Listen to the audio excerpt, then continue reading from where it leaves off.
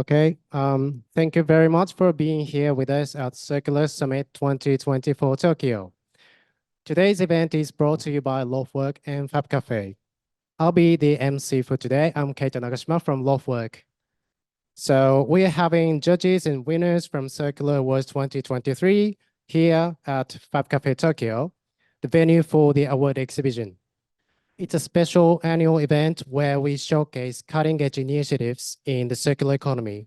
So before we move on to the programs, let me make a few announcements from me.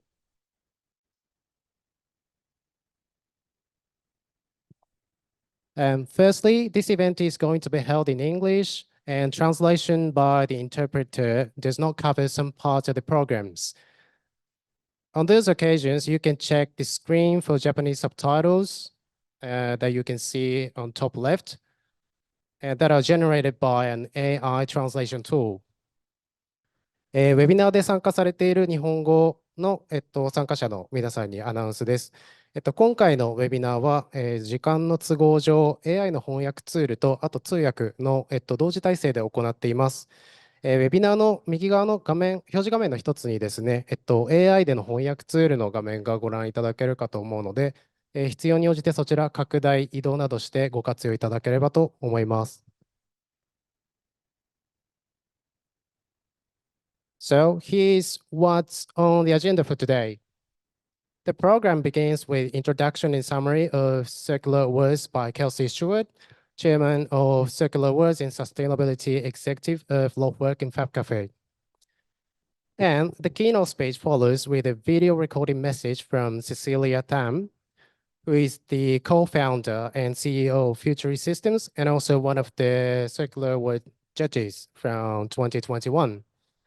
And then we will invite 3 special prize winners from Circular Awards 2023, and they are going to make project introductions. And after that, we move on to crosstalk session with 3 judges from Circular Awards 2023 on stage, and with the theme of new relationship design. And we plan on ending the online streaming around 7:20. And for those who join the event here at FabCafe Tokyo, you can enjoy your time chatting and communicating with other participants until about 8:30. So now, that's it for today's timeline. And I will pass the mic to Kelsey Stewart, Loftwork Sustainability Executive and Chairman of Circular Awards. Thank you, Kate.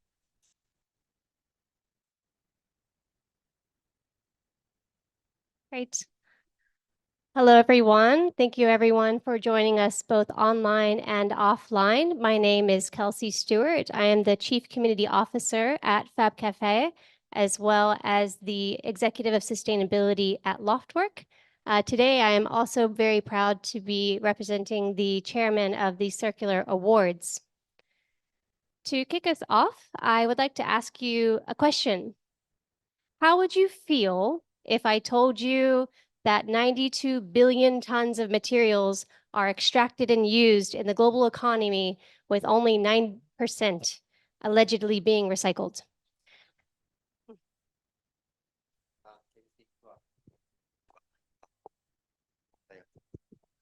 ケルシー・スチュワートです。で、ファブカフェのチーフコミュニティオフィサー兼、ロフトワークの、サステイナビリティ担当執行役員をやっております。で、最初に質問なんですけれども、私が皆さんにこういう質問したらどう答えますかっていうのから始めさせてください。So again, the question is, how would you feel whenever I tell you this information, which is 92 billion tons of materials are extracted and used in the global economy, with only allegedly 9% of it being recycled. Nope, this is it. Sorry. で、もしなんですけれども、世界経済の中で、毎年92億トンの、何かしらそのマテリアルというか、こう素材が、地球からこう取り出されて、で、その中で有効に活用されているのはそのうち 9% しかないごめんなさい、その中で、物が作られて、で、それをリサイクルしようってみんな言うんですけれども、そのうちの 9% しか実際にはリサイクルされてないという事実を知って皆さんはどう思いますか？ Now, how do you feel if you know that it's estimated that people actually consume 5 grams of plastic per week from drinking and eating? それから皆さんが日々、世界中の人が一人当たり、毎日飲み物を飲んだり、食事をしたりとかすることによって、1週間に、5ミリグラムの約5グラムのマイクロプラスチックが体内に入っちゃってるという事実を聞いてどう思われますか？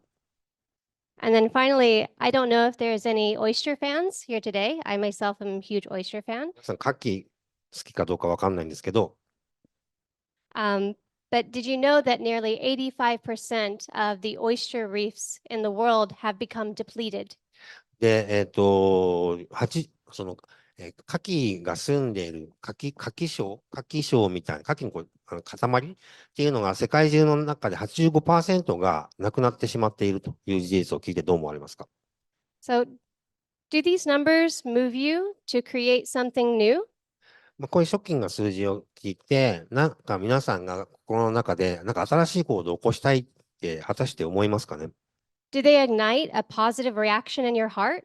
例えばその心の中で、その話を聞いたらもうこうせずにはいられないっていう熱い気持ちが起きるでしょうか？ Do they inspire action for you and your community? で、皆さんご自身とか周りのコミュニティの皆さんに対して何かしら働きかけようなんていう気になるでしょうか？ While these numbers shake some people to act, I believe these numbers tend to abstract and not really make it easier to understand or imagine the future of the world.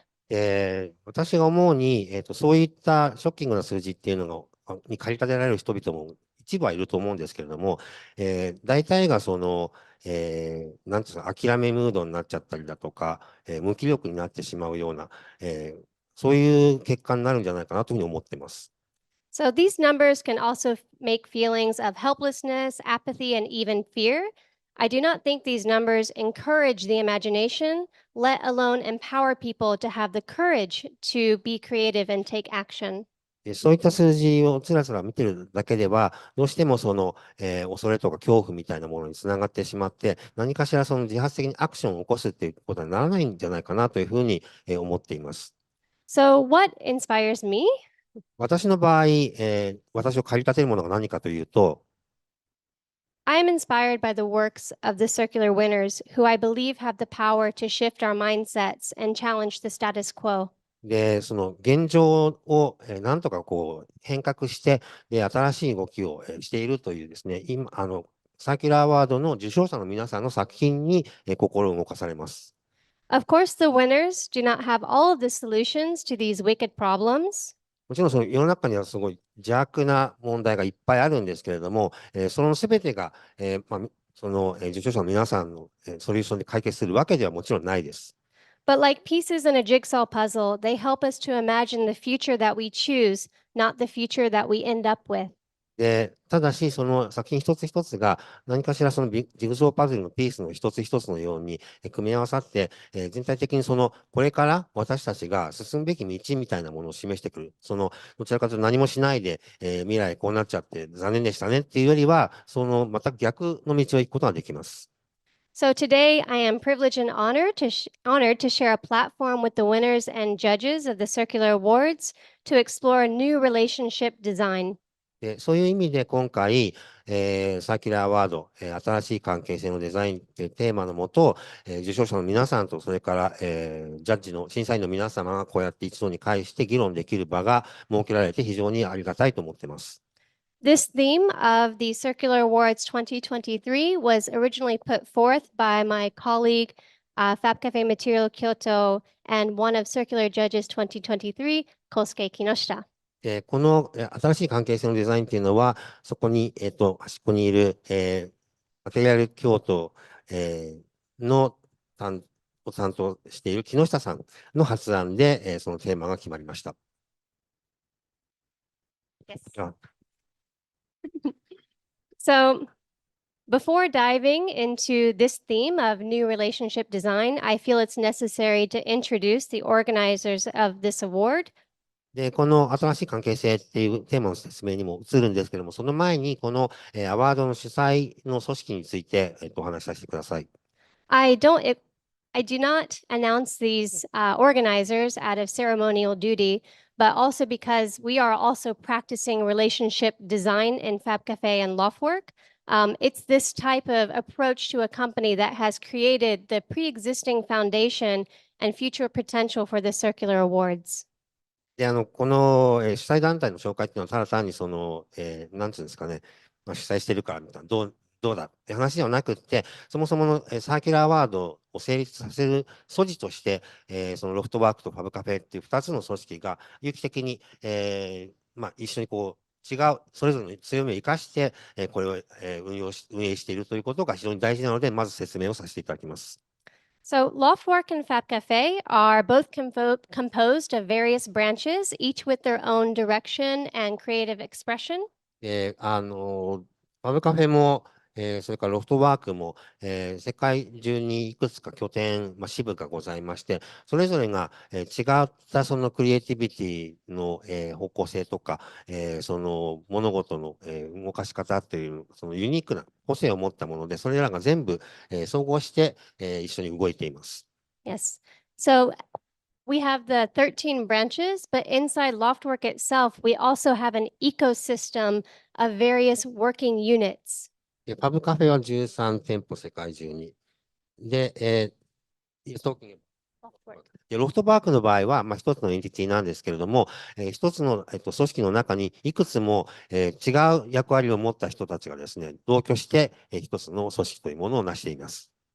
So in this ecosystem, for example, we have the material team who explores material-driven innovation これは基本的には、ごめんなさい。いくつか役割があって、違う人たちが集まることによって、エコシステムみたいなものを形成していると言っていいと思います。その中の一つは例として取れば、マテリアルチームというのがあって、そこは、要は素材、マテリアルドリブンなイノベーションというものを、追い求めている、組織です。We also have layout unit, which plans and operates spaces, experiences, and communities that make the future more interesting under the theme of good layout. それからレイアウトっていう名前のユニットもその組織の中にあります。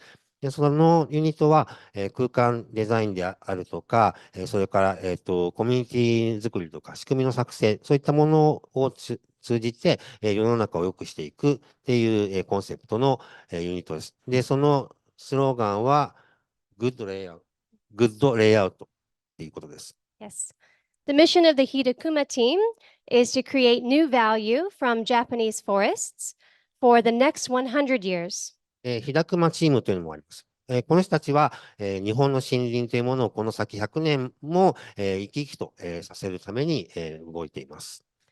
They do this through technology, education, and in my own words, charm. で、日高チームはそれをテクノロジーの力と、それから教育の力、それから、ケルシーの言葉を借りれば、魅力、チャーミングな感じにやろうとしています。Yes. So FabCafe, where I started 6 years ago, connects and empowers local and global communities to answer for themselves the question, what do you fab? で、ファブカフェは、世界展開してるんですけども、そのローカルのコミュニティだったりとか、グローバルなコミュニティがこう一緒になって、What do you fab? つまり、何作るっていうその問いにきちんとその、答え、その自分で発した問いを自分で解決してものを作れるような、そういった、場だというふうに思います。Right. Oh, sorry.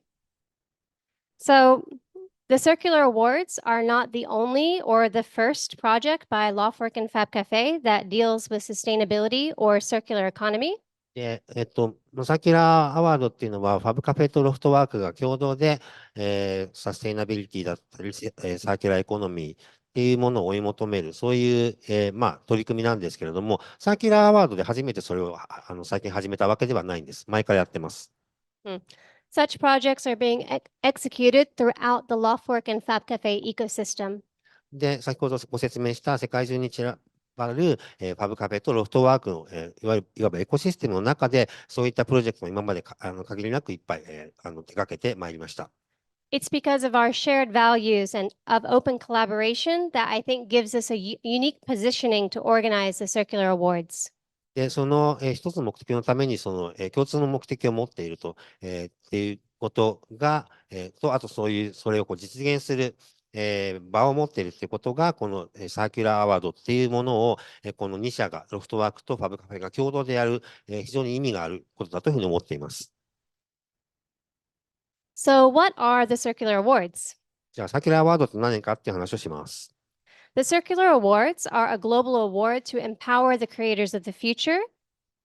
これは未来のクリエイターに力を支援する、アワードです。We are gathering projects and ideas that leverage circular design. で、その特徴はサーキュラーデザインっていう思想を、考え方を活用してた、作品というものを、募集しているわけです。We have 3 values. で、その中で、この取り組みで、求めている、価値というのが3つあります。Circular, not linear. まず、サーキュラーであり、リニアでない、つまり直線的ではなくて循環的であるということですね。Action, not prestige. でそれから、名前とか名声よりも行動、というのを大事にしますよっていう理由です。And gain from global perspectives. それから世界的な視野に立って、その、視野を利用してより良いものを作るっていうことです。So how do the judges select the winners? で、どういう作品が受賞するか、ウィナーを審査員が決めるわけですけども、審査基準というものも明確にあります。So first we follow the PPP framework. そこでは PPP フレームワークというのが、第一義的に使われます。Depending on the organization, sometimes the expression of PPP can change. PPP ってどうもなんかいろんな組織で使われるようなんですけれども、その組織のタイプによってその P の中身が変わったりします。For us, we define as for people. Is the work creative and does it show an insightful understanding of the circular economy or novel collaborative relationships? で、その最初の P、サーキュラーワードの場合は for people の P ですね。で、これが、その先がクリエイティブだったりとか、サーキュラーエコノミーへの何かしらの寄与するような、そういう性質を持っているかどうかということです。Second, for planet, does it have an overall positive and measurable impact on the environment? で、2番目の P がプラネットの P です。で、これは、この基準っていうのは、基本的にはその環境負荷を、減らしたりだとか、何かしらこの具体的な成果につながるような、そういうプロジェクトなのかっていうことです。Finally, for profit, does the work provide solutions to the challenges faced by society and businesses for activating a circular economy? で、最後の3番目の P が、プロフィット、要は、収益化ってことですね。で、これは、つまりそのプロジェクトというものがきちんと収益化をして、でその取り組みというものがですね、例えば他にも伝播したりだとか、それが長続きするような、そういった性質を用いているかというのが3番目の基準になります。This all being said, actually for us, we also highly value the individual professional and expert opinions of the judges. で、この3つの原則があって、で、それと同じように重要なのが、審査員の先生たちとしてですね、いろいろな異なる視点を持った、その分野のエキスパートたち、プロフェッショナルたちを集めて、審査をしてもらい、彼らの意見を受賞作に誰を受賞させるかっていう行いに取り入れるということです。Great. So this year we had 10 judges joining us from around the world. 今年は世界中で10名の審査員の方にご協力いただきました。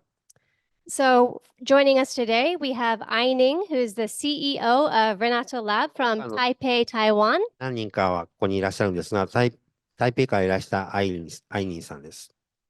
We also have Annie Korkman, Program Director of Helsinki Design Week, Helsinki Design Weekly, Fiskars Village Art and Design Biennale, Luovi Productions Limited from Helsinki, Finland. で、アニさんは、プログラムディレクター、ヘルシンキデザインウィークっていう、イベントのプログラムディレクターです。Also joining us in the audience is Sachiko Hirosue. あと、広末幸子さん、そちらにいらっしゃいます。She is the president and CEO of Osaka-based lead and tin refining company Namari Suzu Seirensho Company from Osaka, Japan. 大阪の生井鈴製錬所の代表の、方です。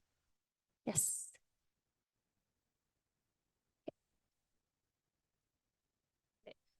Okay. ちょっと It's not going to the next one. Thank you. So the results of Circular Awards 2023 is, as it shows here, we were able to gather 140 projects from 43 countries with 28 winners. 今年のアワードの成果、数字ご覧いただいてますけれども、全体で140のプロジェクトが、の応募作がありました。それはもう、世界中の43カ国にわたるもので、その中の28プロジェクトに、賞を、授けるっていい言い方じゃないですよね。そのうちの28作品が受賞しました。Yes. So today in the exhibition, of course, you can see the 3 special prize winners projects. で今回のその特別賞、3作品あるんですけれども、それらは全部こちらで実際にご覧いただくことができます。You can also see 5 other projects being displayed here. その他にも、線に入った5つのプロジェクトも、こちらでご紹介しています。Yes. And what I think you can appreciate with me is the sheer diversity of these projects. で、いつもなんですけれども、サーキュラーアワードの特徴というのは、非常にその作品の、タイプが多様性に富んでいるということです。So the Circular Awards itself are a genreless award. で、サーキュラーアワード自体には、何々部門みたいな、そういう、かっちりとした応募作をこう分類するところはしてません。But to encourage applicants to feel like they're welcome to apply, we outline these 6 perspectives. と言いながら、一応、ガイドラインとしてというか、その応募する側からしたら、ちょっとこう、わかりやすいように、大体6つぐらいの、カテゴリーというものを私たちは認識しています。So I think when most people think of the circular economy, it's easy to think about materials or system design or, for example, quantitative numbers such as sales or carbon impact. で、その循環経済に関する賞とかっていうと、どうしてもその、素材の部分、マテリアルの部分、物質的な部分だったりだとか、あとはその、企てというか取り組みがこういう数字を残しましたみたいな、そういった部分にどうしてもフォーカスが行きがちなんですけれども、But the Circular Awards seek to go beyond this, which is why we aim to recruit inspiring projects in varying stages of development and in various fields. で、応募作品を限定したくないというのもあって、ごめんなさい。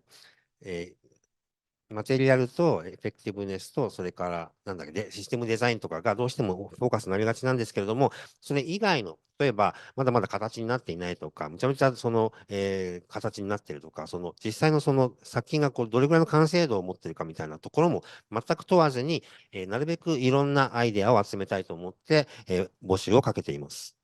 I think you can see the perspectives here, but just to let you know, of course, we're looking at material, products, and services, but also art, system design, education, and city planning. で、ここで6つ挙げているのは、マテリアル、素材、それからプロダクト&サービス、それからアート、システム、教育、それから、都市計画、都市デザインみたいなものも含まれます。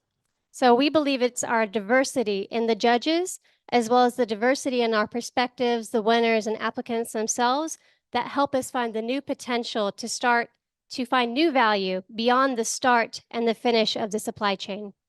ということなので、基本的にその私たちが追い求めているこのパースペクティブというか、世界観みたいなのが、非常に幅広いものである。それから、多様性があると。それから、集まっていただく、お声掛けする審査員の皆さんも非常にその多様性のあるバックグラウンドをお持ちの方であると。そして応募する、皆さんのバックグラウンドも非常にダイバーシティが富んでいると。その3つが掛け合わさって、新しいアイディアというものが、集まりやすくなっているというふうに思っています。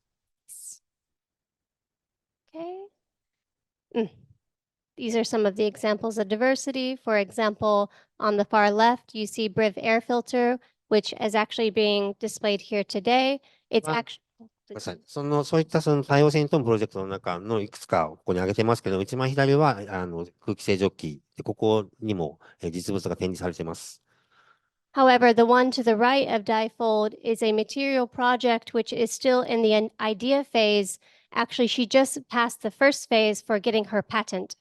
で、2番目のものは、実際にまだ製品化までいってない、その手前のアイデア段階のものですが、今、その特許を申請中の、マテリアルの観点で、サーキュラーを捉えた作品です。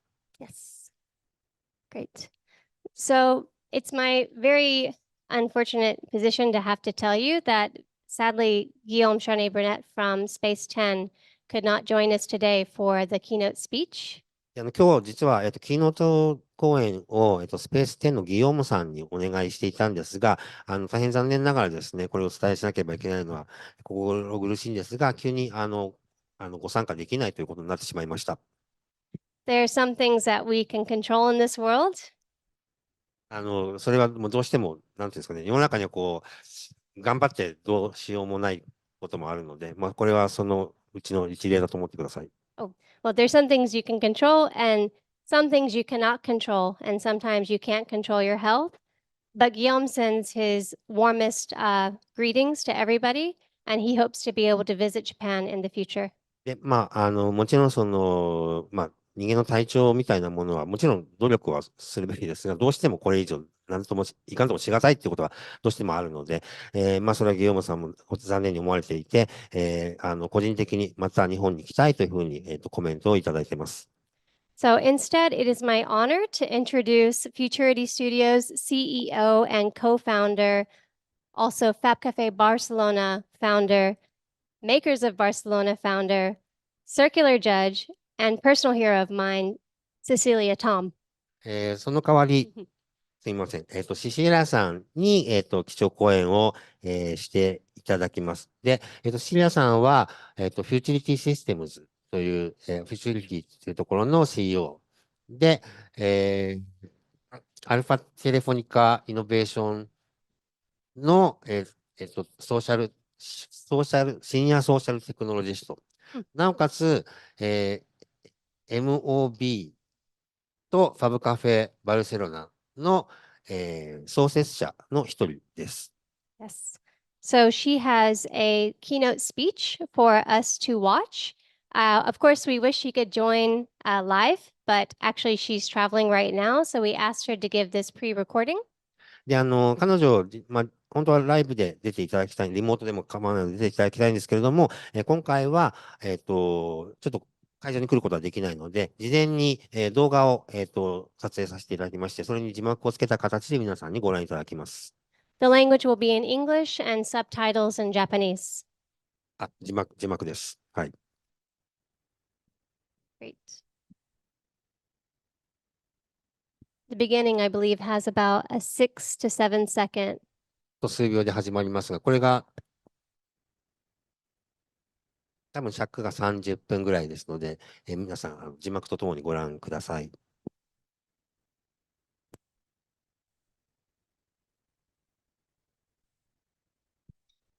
Well, hello, everyone. Thank you so much for having me as a speaker at the Circular Award this year. I am very much delighted to participate, although I am calling from afar. Let me tell you a little bit about myself and why I am even here. So my name is Cecilia Tom. Like many of us, I am a parent, I'm a partner. I have been a serial entrepreneur, and I'm going to share some of my projects with you. And I am, a very passionate maker. And I think I have been very much in the past few years, very much dedicated in what I'm calling future synthesis, which is kind of looking forward into the unknown and how to help companies and organizations to navigate the unknown. So I'm actually from Hong Kong and Macau, and I grew up in the East. And in a very young age, around when I was 14, I went to the US to study. And I'm telling you these stories not because, a lot of us have these different, backgrounds coming from our childhood, but I wanted to kind of emphasize the kind of this combination of my background, because a lot of what I do right now is really about bridging. And since the theme of Circular Award this year is about new relationships and also unexpected collaborations, I thought to kind of start here of this kind of new relationship, even within ourselves, to connect, what is unexpected. So for me, coming from Hong Kong and kind of like having studied in the US, and now I am based in Barcelona, this kind of, I'm calling this mental exercise. I'm almost like mental muscles, where I am connecting things that are very opposite and very unlikely to connect, in order for me to kind of work my cultural muscles, or my innovation muscles. Yeah. Not only is it just my cultural background, I first started studying biology and neuroscience. I thought I was going to be a doctor. But then soon after, I pivoted and went into design and architecture. So here again, there's this opposite that I'm trying to connect. I am actually very grateful to have done both of these very opposite studies, because while biology allowed me to learn about the science, the rigor, and kind of the methodologies to understand the world, design and architecture taught me to think imaginatively, to think conceptually, and to think, beyond the world that we are in today. And so together, here's another bridge, a very opposite bridge, that allowed me to kind of work out this innovation muscle again. And then I mentioned that I'm based out of Barcelona, and I've been here for almost 20 years. And I've had a trajectory of being an entrepreneur, basically because when I came to Spain, I first started out with a co-working space. In fact, it was a co-working maker space called Makers of Barcelona. And I started it, going along with this theme of collaboration, as well as new relationship. When I arrived to Barcelona, I didn't know anybody. I couldn't speak the language. And I was, very frustrated, like a lot of us, having, come out of universities, and you kind of lost that connection. I needed that, and I needed to reconnect. And more importantly, I need to reconnect to the ecosystem, the local ecosystem here in Barcelona. So I thought, what better way to kind of connect with others than a co-working space? Now, mind you that this was back in 2011. So the co-working, the concept of co-working was non-existent, at least here in Barcelona. So there was a very novel idea at that time, and I'm super grateful to have done that, because a lot of those people became my friends. And I wanted to share an anecdote with you that soon after I opened Makers of Barcelona, I got the entrepreneur bug. And I opened FabCafe, and we were the first, FabCafe to be opened in Europe, and so definitely the first one in Barcelona. And here, this combination of the co-working space together with the FabCafe that you're seeing here in this image really allowed me to connect with the local community in ways that I have never even imagined. And I wanted to share this story that I still remembered very vividly, where I remember seeing a maker that was creating a hardware in the corner of FabCafe, and he was very frustrated because he couldn't figure out a piece back. And he happens to be from Australia, and as he was kind of like, trying to fix his machine, in the other corner, there was an elderly gentleman from Barcelona, so he was Catalan, and he saw that he was kind of frustrated with his machine. So he came over, and although these two didn't speak the same language, nobody, the Australians spoke English, the Catalans spoke Spanish and Catalan, so they didn't really they weren't able to converse in language, but they were able to talk through making. And I thought that was really extraordinary because, as they had, I think together they spent at least an hour or two trying to, fix this machine together. And I will forever remember this moment of, this connection being made. And so in the past, I would say 12, 13 years in this environment of Mob and FabCafe, not only was it a local environment that had that connection, because FabCafe had this, as a global, sister operation, we were connected to, other FabCafes in Tokyo, in Taiwan, in Thailand, and many other places that that kind of really allowed us to grow, but at the same time have this community, local community that we connect to.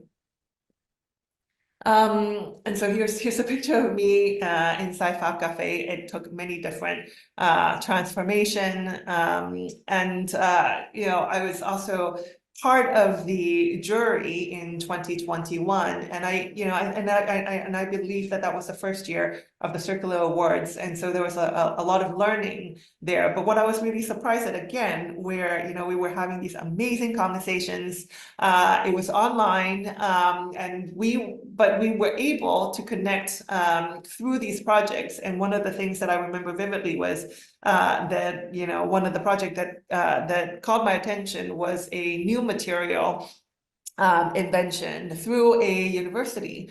And I thought that was a very novel approach of understanding how new materials could be applied in the industry terrain. And somehow through this award, a connection was made into a company. And now I believe that they're kind of looking in ways of how to incorporate this material into the company that was participating. So, all of these different connections and these collaborations were made almost in a way that's sometimes hard to plan. And I feel like as we are moving forward with different technologies and different trends and different behaviors and I think we need to create more spaces like FabCafe, like Makers of Barcelona even, and other kind of open innovation platform for us to create these moments together.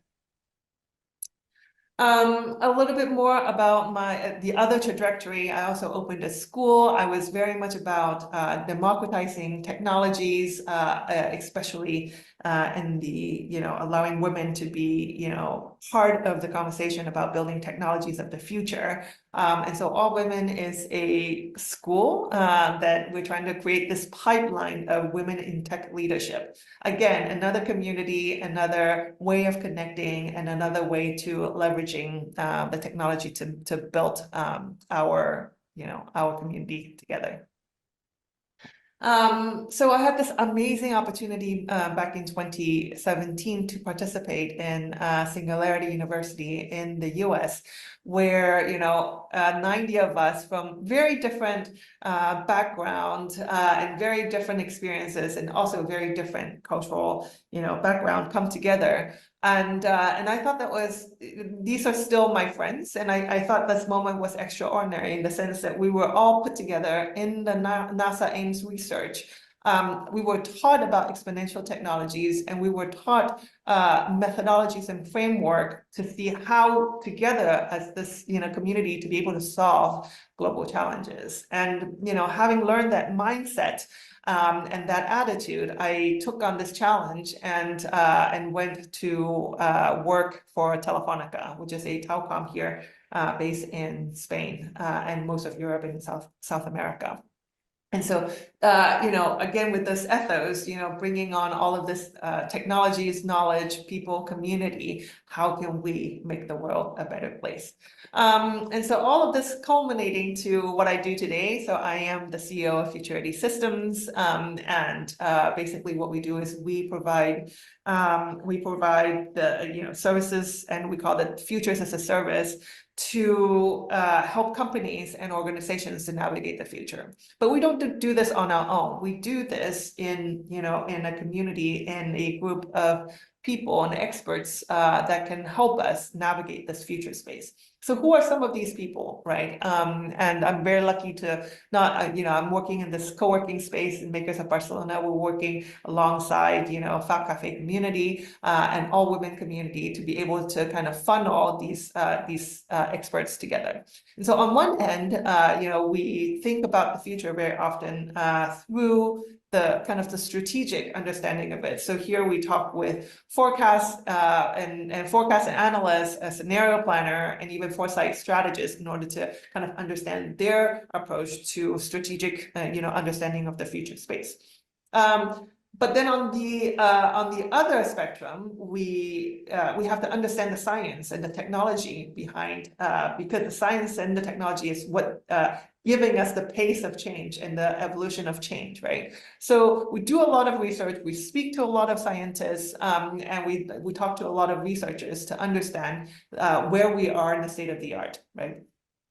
But then, having a background of the designer and architect, we also work with artists and we work with designers because they have the imagination to think about what is possible in the future. And recently, I've also started seeing, in little tiny pockets here and there, that there are figures like scientists in residence or artists in companies where they start to have the merges of these very unexpected collaborations happening. And, on one hand, I feel like our education system, they haven't been designed so that we foster these types of very opposite connections. In fact, I think universities, teach us to be experts, in one core more and more. And so, breaking all of these silos for me is an important ethos to really core some of the ideas. This isn't a new concept, right? Neri Oxman talked quite a bit about, she's using the Krebs cycle, and she called it the Krebs cycle of creativity to understand how integrated and interconnected these fields are in order for us to really move forward.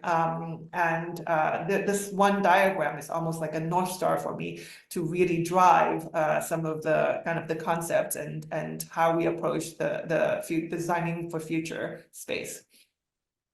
I wanted to also share that I'm currently working on my dissertation, on my PhD. And in this PhD, one of the things that I'm really looking into is that there are all of these different silos.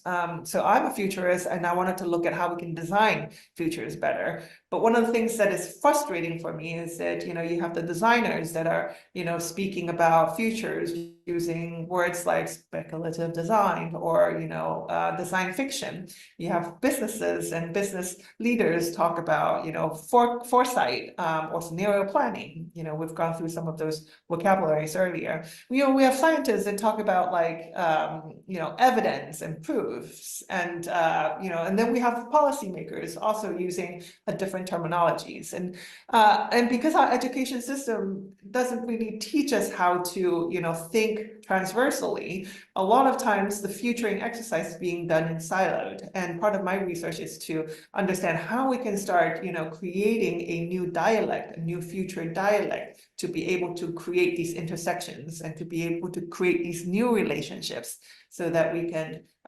design the future together in a much more validated process. And speaking about process, one of the things that we really wanted to understand is, this play between analysis and synthesis, right? So if you think about what analyzing is when you take things apart. and understand those constituent parts on his own elements, right? Synthesizing is almost the opposite, where you take these different parts and you start to put them together. And so when this obviously applies in our process of innovation is through understanding and creation, or research and ideation, or coupling and decoupling, right? But you can also understand through how we create new relationships, and these new kind of synthesized relationship is how we can create new communities and new teams to be able to kind of move forward with how we think about the future space. So I want to kind of take the time to share one of my favorite projects with you as a kind of a basis of thinking about new relationships. Until now, we've talked a lot about new relationships in the human terms. I wanted to kind of throw something a little bit out of the ordinary and think about, maybe relationships in non-human terms. And so this is a project, we call it the Autonomous Plant, or the Plantiverse Project.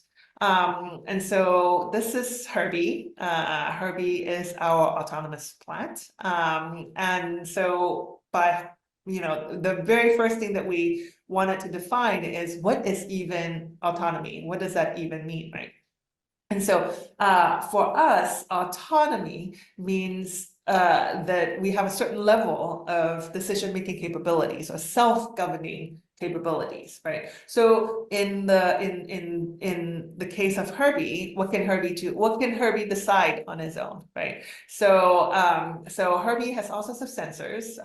Herbie has a water sensor, has a pH sensor, has a light sensor, and all of these different sensors allowed Herbie to make decisions. So for example, if the water level is low, Herbie will go to water, and when the light level is low, Herbie will go look for light. There are a couple of projects like this, and we've been inspired by some of them, and but we wanted to take it a little further. So what we did was we said, what if Herbie is a tomato plant?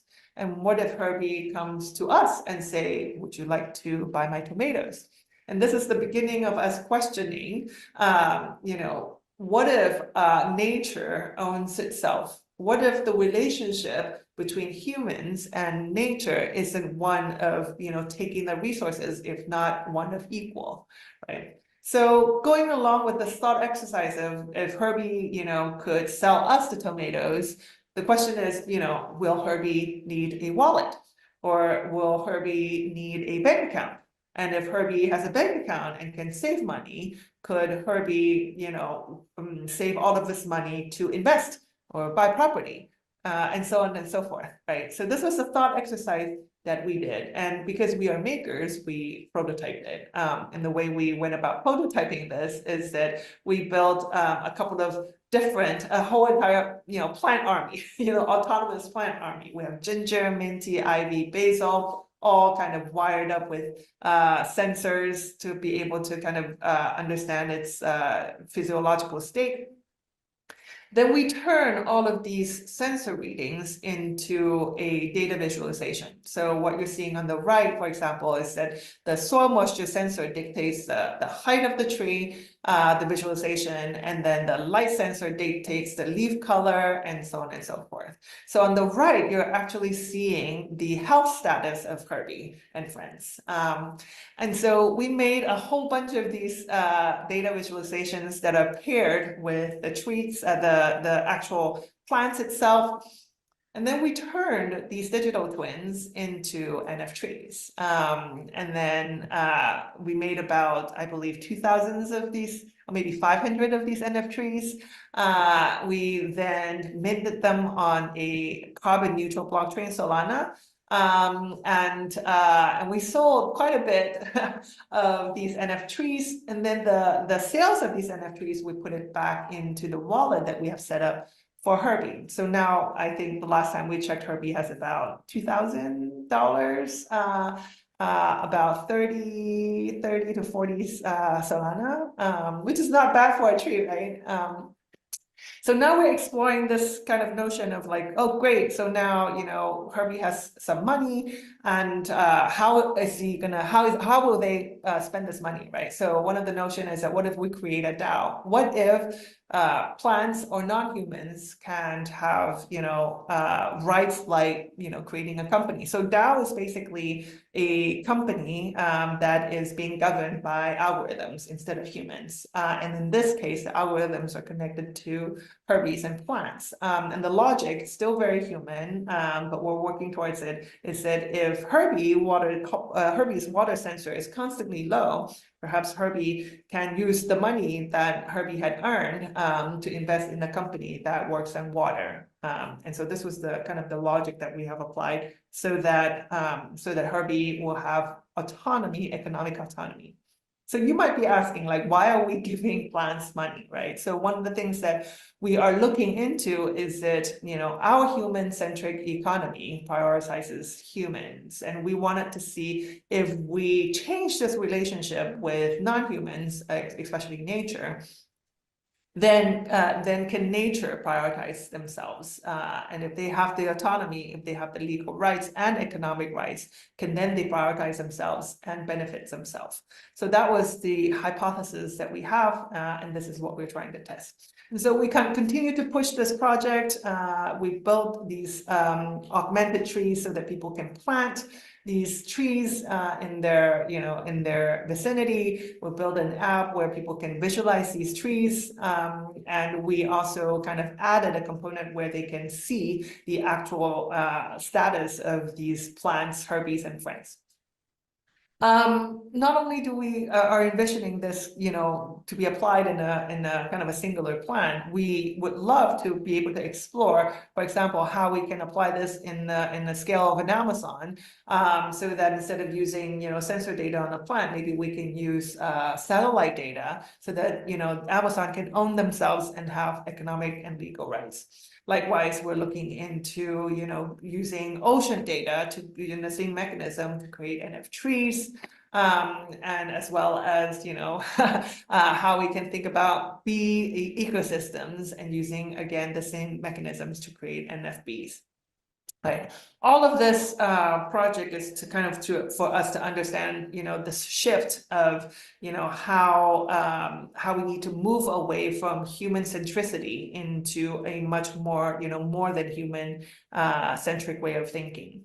We're continuing with this project, Herbie. Now we're creating, you know, Herbie GPT because we wanted to be able to communicate with Herbie. Herbie speaks human language right now, which is English, Catalan, Spanish, and I think Chinese, as well as we build a little Herbito so that they can, you know, talk to each other.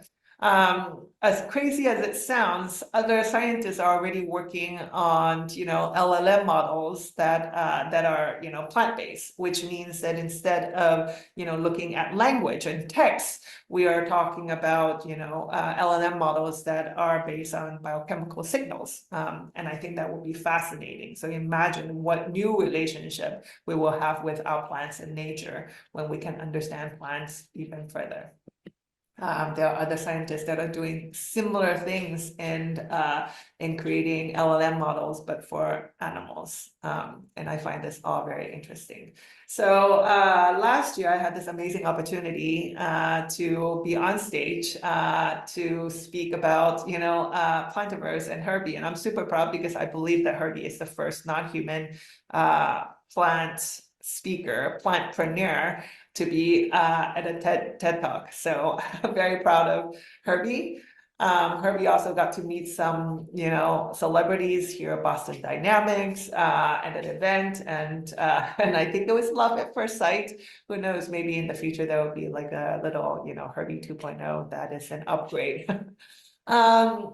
All in all, you know, we call this project an interspecies economy, really rethinking about, again, our relationship with nature and how, you know, non-humans could be very much participatory in our economy.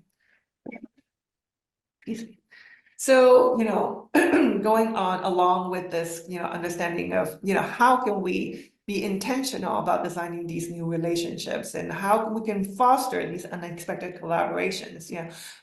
We often think about from a very human-centric perspective, we often think about, us humans as this kind of a dominant species, and we're so far removed from all the resources that nature that we almost live in this bubble that is very, very human-centric, right? And sometimes forgetting that there's a planet out there. And then at the same time, we're building these extraordinary algorithms that are able to and will be able to do extraordinary things, right?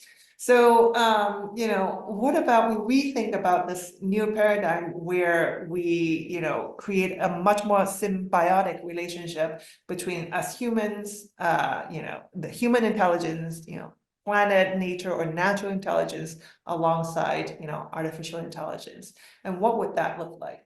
And for me, I think that's a new way of thinking. I mentioned about, then we need to think beyond human centricity, but not only thinking about beyond, humans, but also think beyond our own lifetime, right?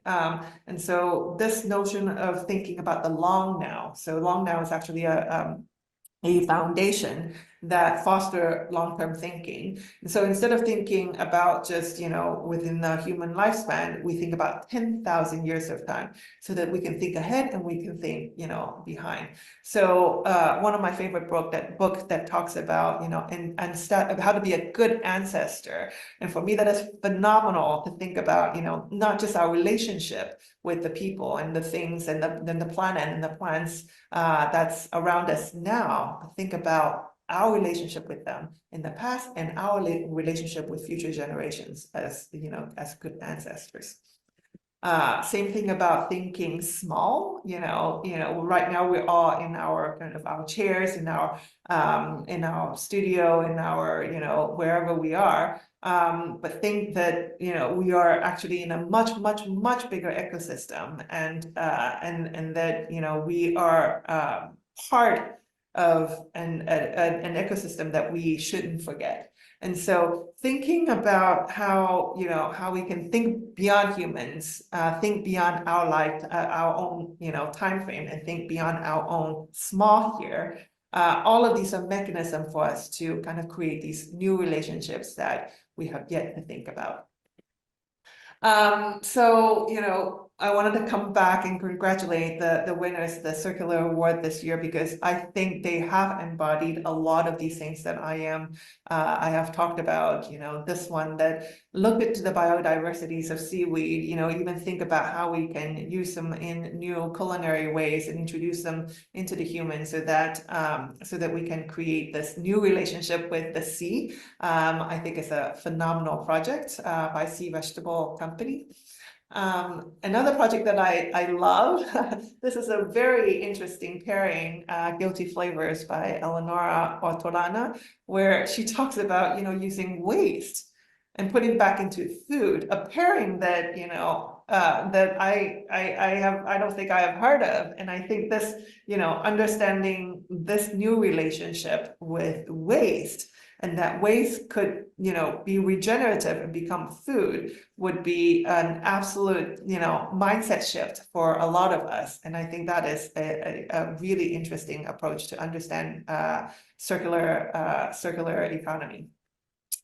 And the last project, and absolutely not the least, is Rewood, where I really appreciate really understanding, how our logistics with our wood supply could be mended simply by building the community of the people behind it. And this beautiful project Rewood brought on to kind of really understanding, that wood isn't really, wood isn't really just for us to simply consume, if not for us to understand, reincorporate, and be in the relationship with.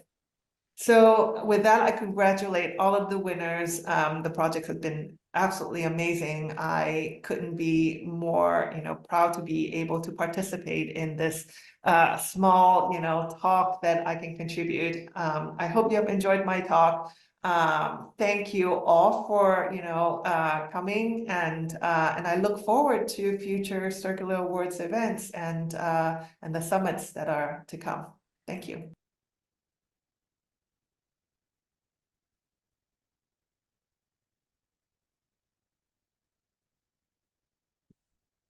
Thank you, everyone.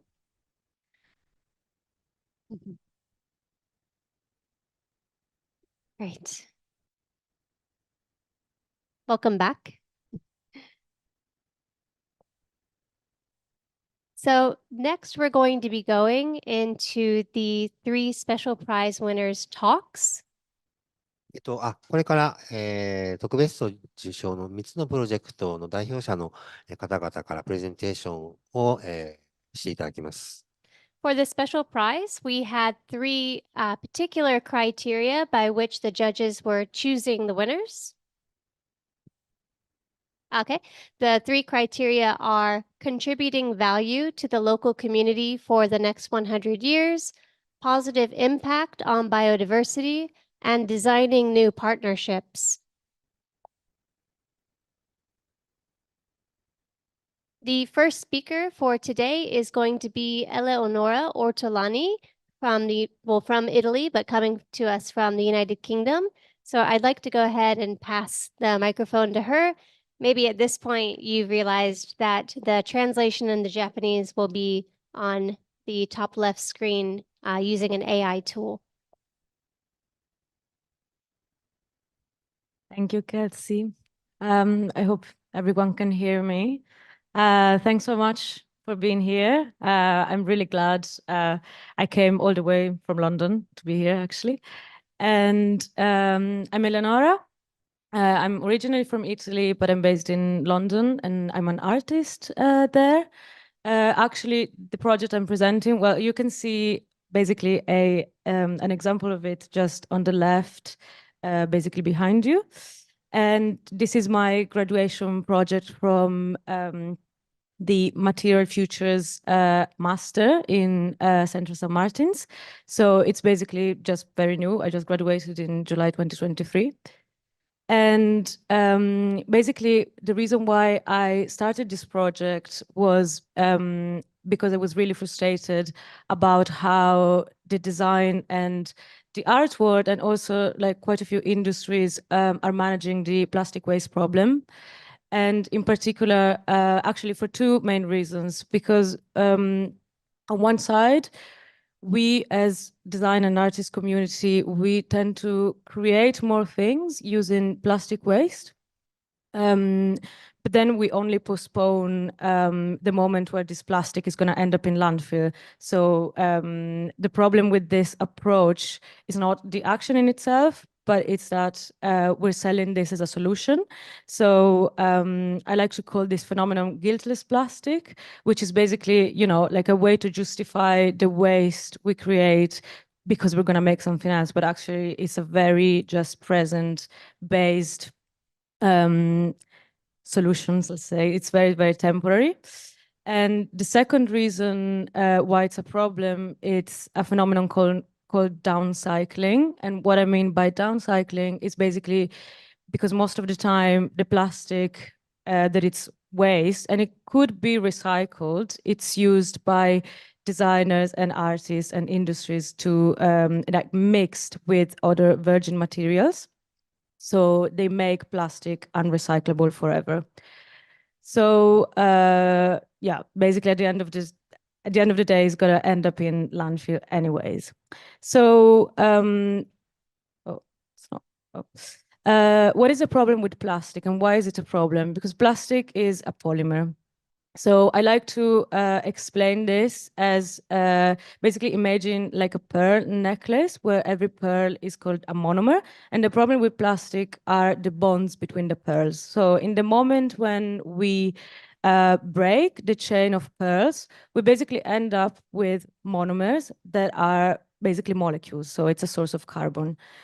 And we can create basically whatever with it because it's carbon and it's the basis of life. And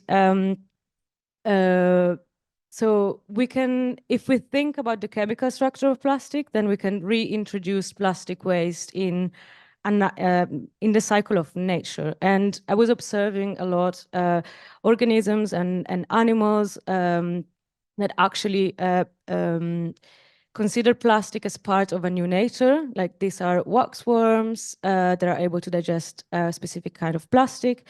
And this bacteria is called Legionella sakaiensis, and it evolved close to a plastic recycling facility to be able to digest plastic waste. So why shouldn't we? So I asked myself this question: can we use our bodies as machines to eradicate plastic forever, transforming it into food? So this was the starting point of the project. And during the project, I collaborated with a scientist called Joanna Sadler from the University of Edinburgh. And what she basically did was she engineered a bacteria called E. coli, Escherichia coli. It's something we have already in our body. And she basically changed the DNA of this bacteria to be able to break down the chain of plastic, so making basically getting the pearls, single pearls, not with the bonding, and then through enzymes, transform these single monomers into vanillin, so vanilla flavor. Yeah, the Japanese word for enzymes is koso. It's the only thing I learned today in Japanese. So yeah, and basically at the end of the day, I was able to create what I believe is the first sample of food containing an ingredient of plastic waste, derived from plastic waste, which is vanillin.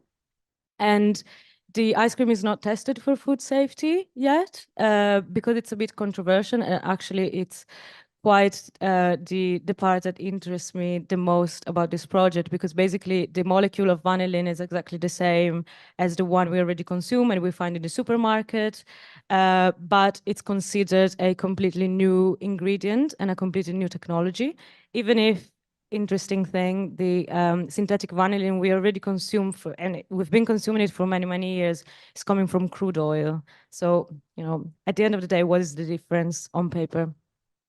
So I just want to conclude with an inspirational sentence that I guess it's at the base of my project, which is the real progress, basically to achieve a progress, an innovation, so a scientific innovation, let's say, it's not enough if we don't change our mind first. And this was basically my intention and my goal with this project. And yeah, I hope you also had a think about, you know, the world of plastic and food and future of food after seeing this project. Thank you so much. And I'm now passing the word to Sea Vegetable.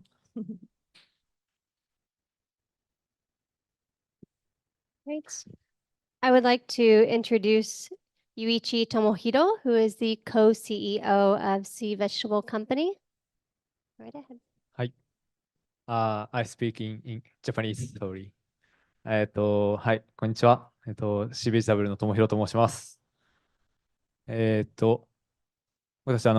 ーベジタブルという会社は、海藻を陸上と海で栽培している会社です。ところで皆さん、日本にはどれぐらいの種類の海藻が生えているか知ってますか？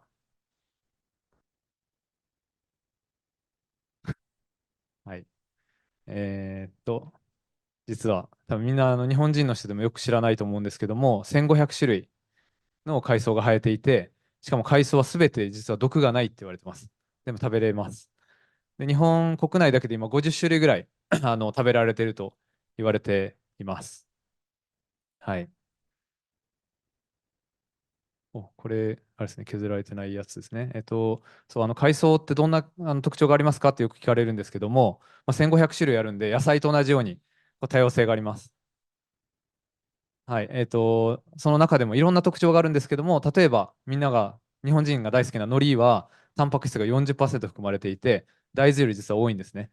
これが海で育てる海面養殖って方法だと、本当に太陽の光と海の栄養だけで育つんで、化学肥料も農薬も化石燃料も一切使わずに、このタンパク質 40% のものが生まれるとすごいミラクルだと思わないですか？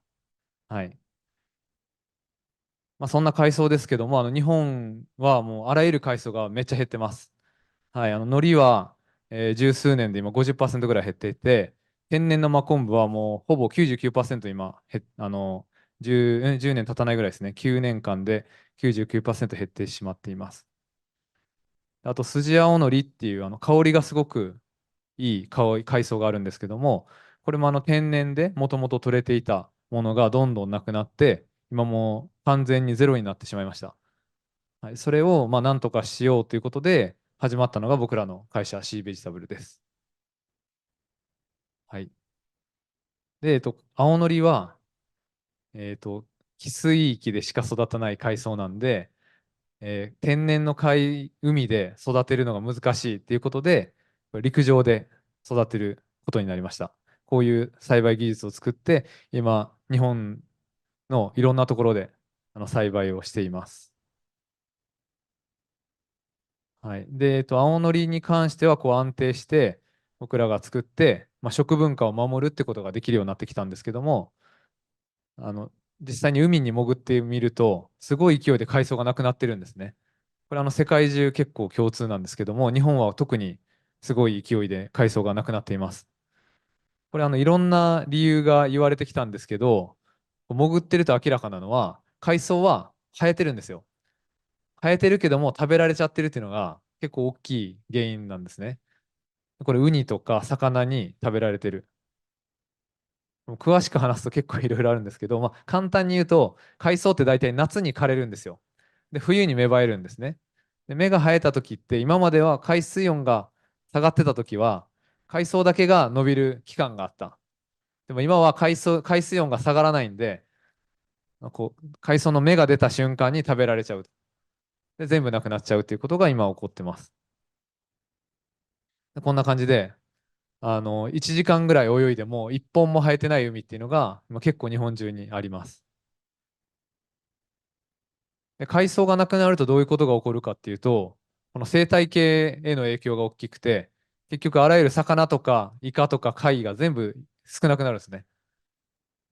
そう、だから、海藻が海にある状態を増やさないといけないんですけど、さっき言ったように、食べられちゃうんで、そのまま天然の海藻を増やそうと思っても難しいんですよ。そこで我々が今やれることとして考えているのが、海で海藻を栽培するってこと。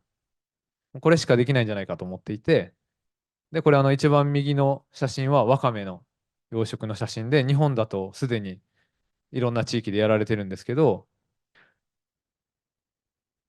今までこの海藻を栽培するっていう考えたときに、農業でいうと種を買ってきて土にまくじゃないですか。その状態になってる海藻っていうのが、ワカメと昆布と海苔ともずくぐらいしかなかったんですね。この4種類ぐらいしかなかったんですよ。だからこれらの海藻が育ちやすい海域はびっしり使われてるんだけど、それが育ちづらい海域って全部空いてたんですよ、今まで。そこに対して僕ら今海藻の研究者がたくさんいるんで、今30種類以上の海藻のこの種苗生産に成功したんです。それがあることによって、日本中のこの空いてる海に栽培できる種類が増えたと。漁師さんたちが育てたいと思った時に種苗を仕入れて育てるみたいなことができるようになってきたですね。で、実際海藻を海で栽培すると魚が増えるのかっていうところのエビデンスも今までなかったんですけども、それを今みんなで今取っています。国の機関とか大学と一緒に取っています。でもこの海藻って消費量も今すごく減ってるんですね。世界的に言うと今すごく増えてるんですけど、日本だけ言うとすごい今減ってます。20年間で40%ぐらい食べる量が減ってるって言われてまして、これは海藻の、食べ方が進化してこなかったっていうことが課題じゃないかと。そう、野菜とか果物だとどんどん新しい食べ方が生まれてくると思うんですけど、海藻って昔ながらのなんかおばあちゃんの味みたいなのしかないんですね。それが問題じゃないかっていうところで、今我々のチームには会社には今シェフのチームがジョインしてくれて、今3人シェフがいるんですけども、彼らがどんどん新しい海藻の食べ方を開発してくれています。今までなかったような保存方法とか、美味しい保存方法とか、右上はこれ海藻のスイーツなんですけども、とか、左下は海藻を発酵させた調味料で、これ醤油なんですけども、とか、右下は海藻を発酵させたドリンクとか、もうこういうものを今どんどん生み出しています。こういうことをしながら、海藻のこう食文化を広げていくことで、結果海が豊かになっていくっていう、そういう挑戦を今してまして、僕らだけだと全然力が少ないんで、いろんな方と連携させていただきながら、一緒に海を豊かにするような取り組みができたらなと思ってます。以上です。ご清聴ありがとうございました。Thank you very much, Yuichi.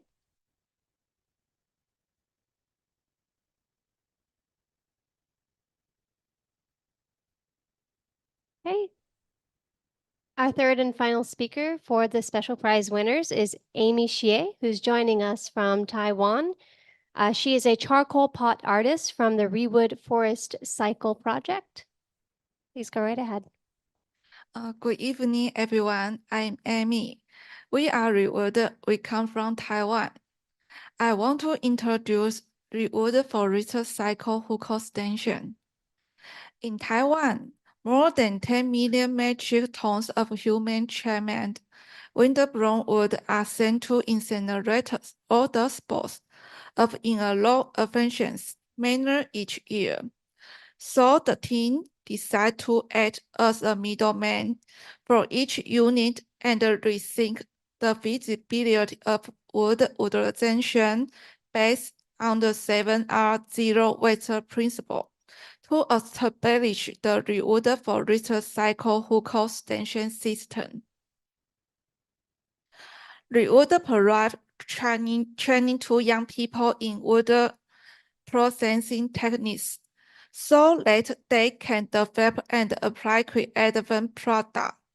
In this way, the team developed Taiwan's unique forestry industry, passes on the valuable chemistry skills, and applied a sustainable business model that creates a secure economy and revitalization in Hukou Xinzu.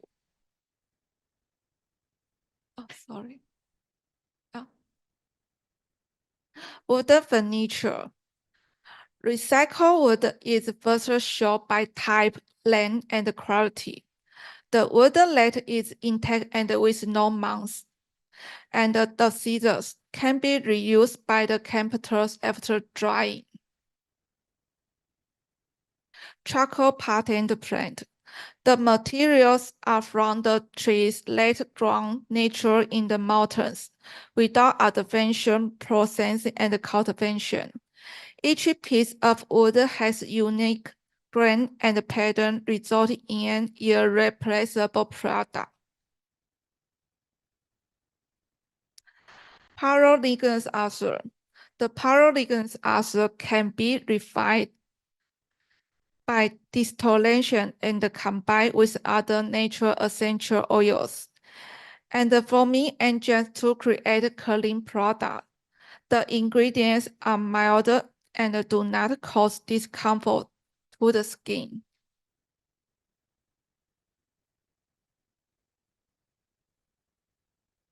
The team collaborates with the government, junior high school, elementary school, and universities to share their views on forest recycling and encourage more enterprises and young people to join in developing an ecologically sustainable, secure economy. The team proposed a brand new thinking and a positive approach, technical repair value statement, and recycling to turn waste wood into resource and to achieve the power of rooting trees in people's hearts. Thank you.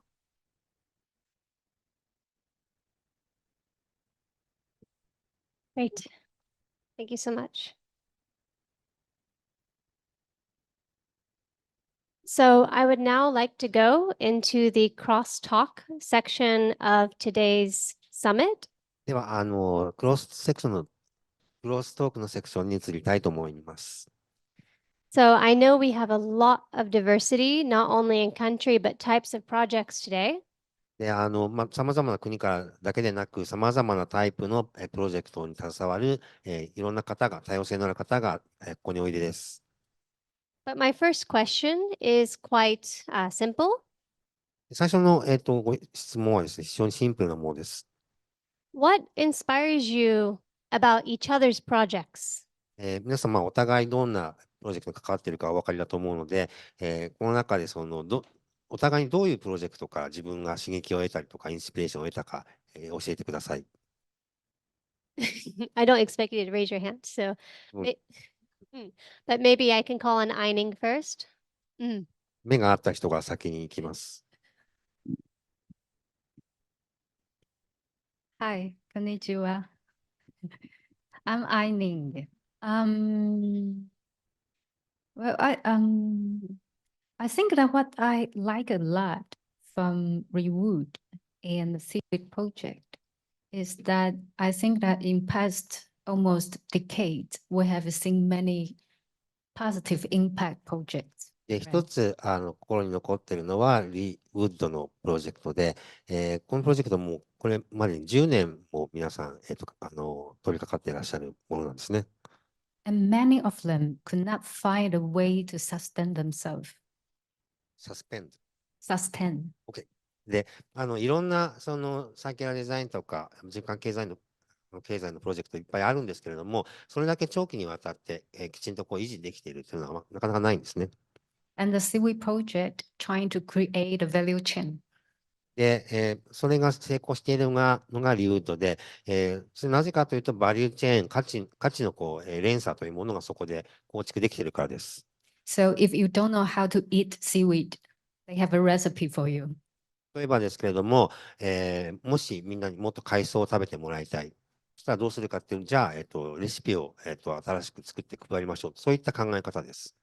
And it tastes good, it's yummy, and presentation is beautiful. So please try it. で、そうした新しい料理方法が出てきたら、それは見た目も綺麗なので、いろんな訴求力があると言えるわけです。Because consumers do have impact and power to impact the production. というのは、消費者の心を動かす、消費者が力を持っているわけですね。消費者が動けば、その消費者の力が、プロダクトの生産とか、そういったところにもインパクトを与えるわけです。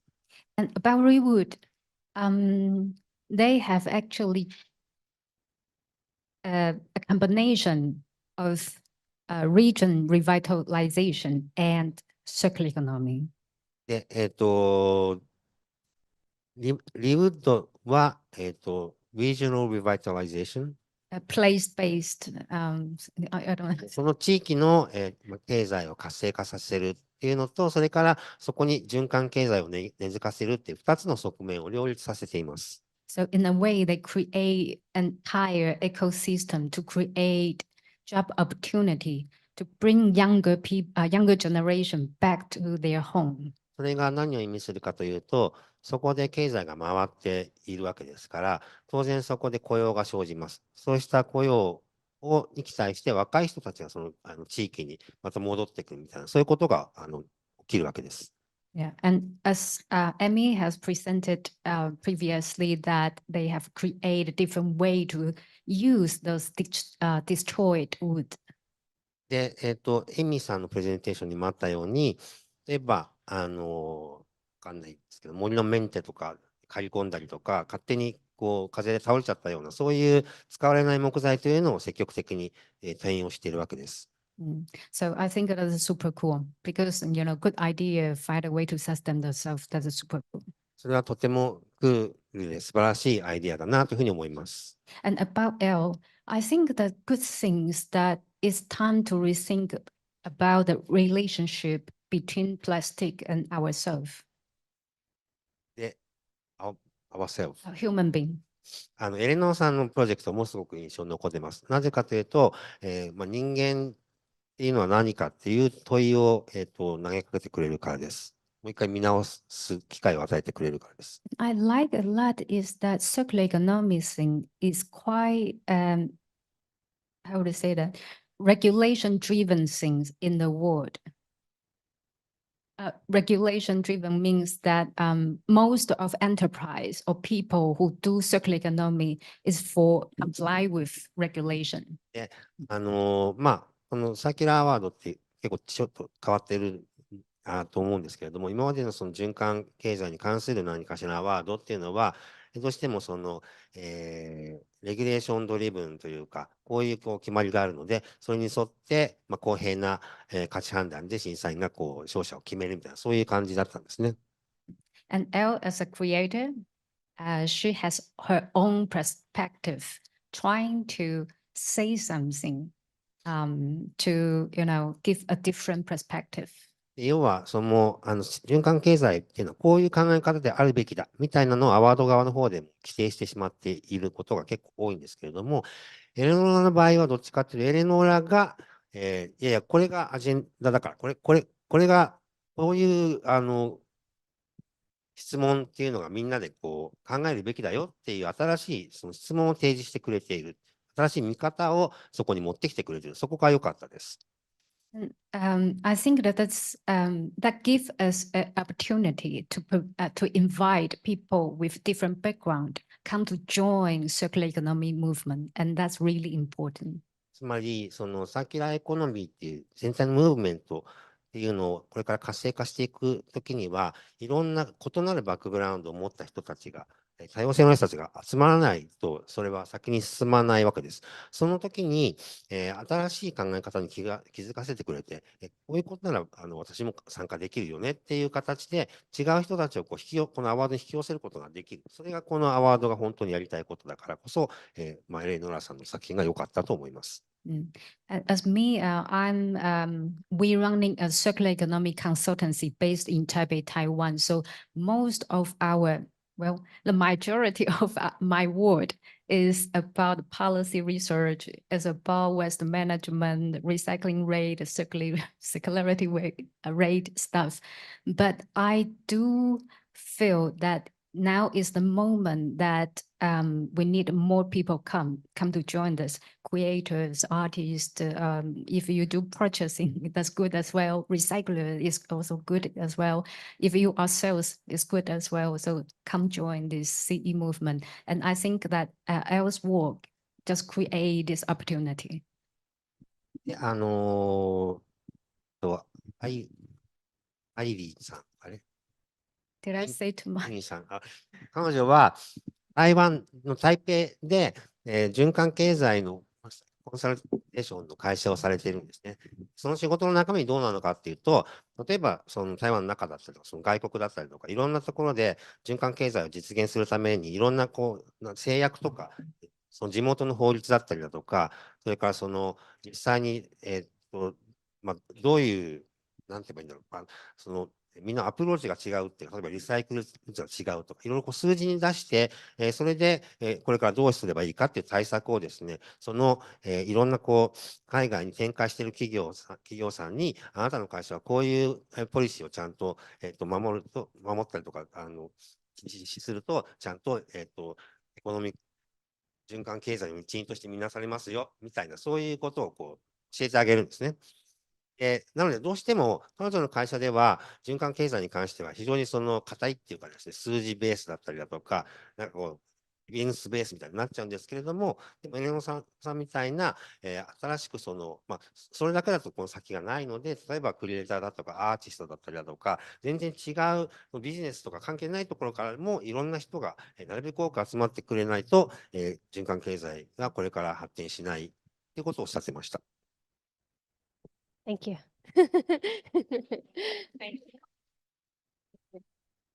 I see Annie nodding her head, and I know Annie does a considerable amount of curation in design and architecture and technology.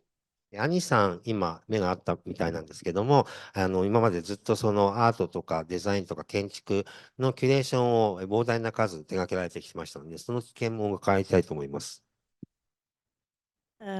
Thank you. I suppose with my experience and my context where I come from, I try to see the common denominators.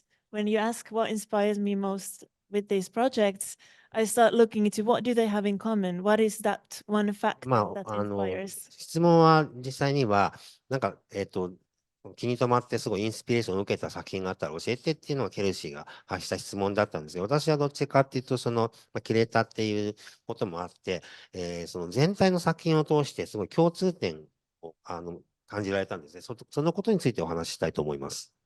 And for me, today, it really feels like each of these projects selected, they all tell a story. で、受賞した作品一つ一つがそれぞれ違うストーリーを持って、それを、伝える力を持っていると思います。And the projects presented, they don't only come from a very original place of thought to start with, from thorough research and product development, of course, but they always also tickle our imagination and make us want to hear more. で、実際にそのoriginal of thoughts。Original way of thinking or approach. Yeah. で、もちろんみんな、個性のある、それぞれ異なったオリジナルなアイディアというものがその作品に反映されて、いるわけです。Yeah. And for me, this is also the power of design, this ability to make extremely complicated matters more approachable, which encourages us to rethink our reality. いろんな方向性からですね、いろんな取り組みがあって、例えば、非常に複雑なものをですね、デザインの力で単純化して分かりやすくして、で、訴求するみたいな、そういったものもありました。And not through simplifying these things, but by starting a story. And why I was nodding, especially big amounts, was something that Eining was saying about invitation. Because also good stories are inclusive to start with. They invite us to listen and then also tell our stories to participate.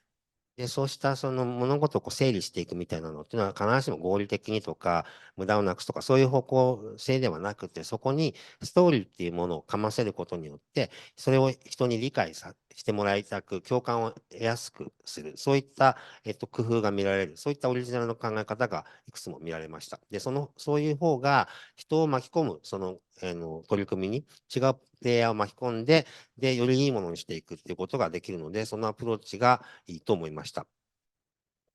Thank you very much.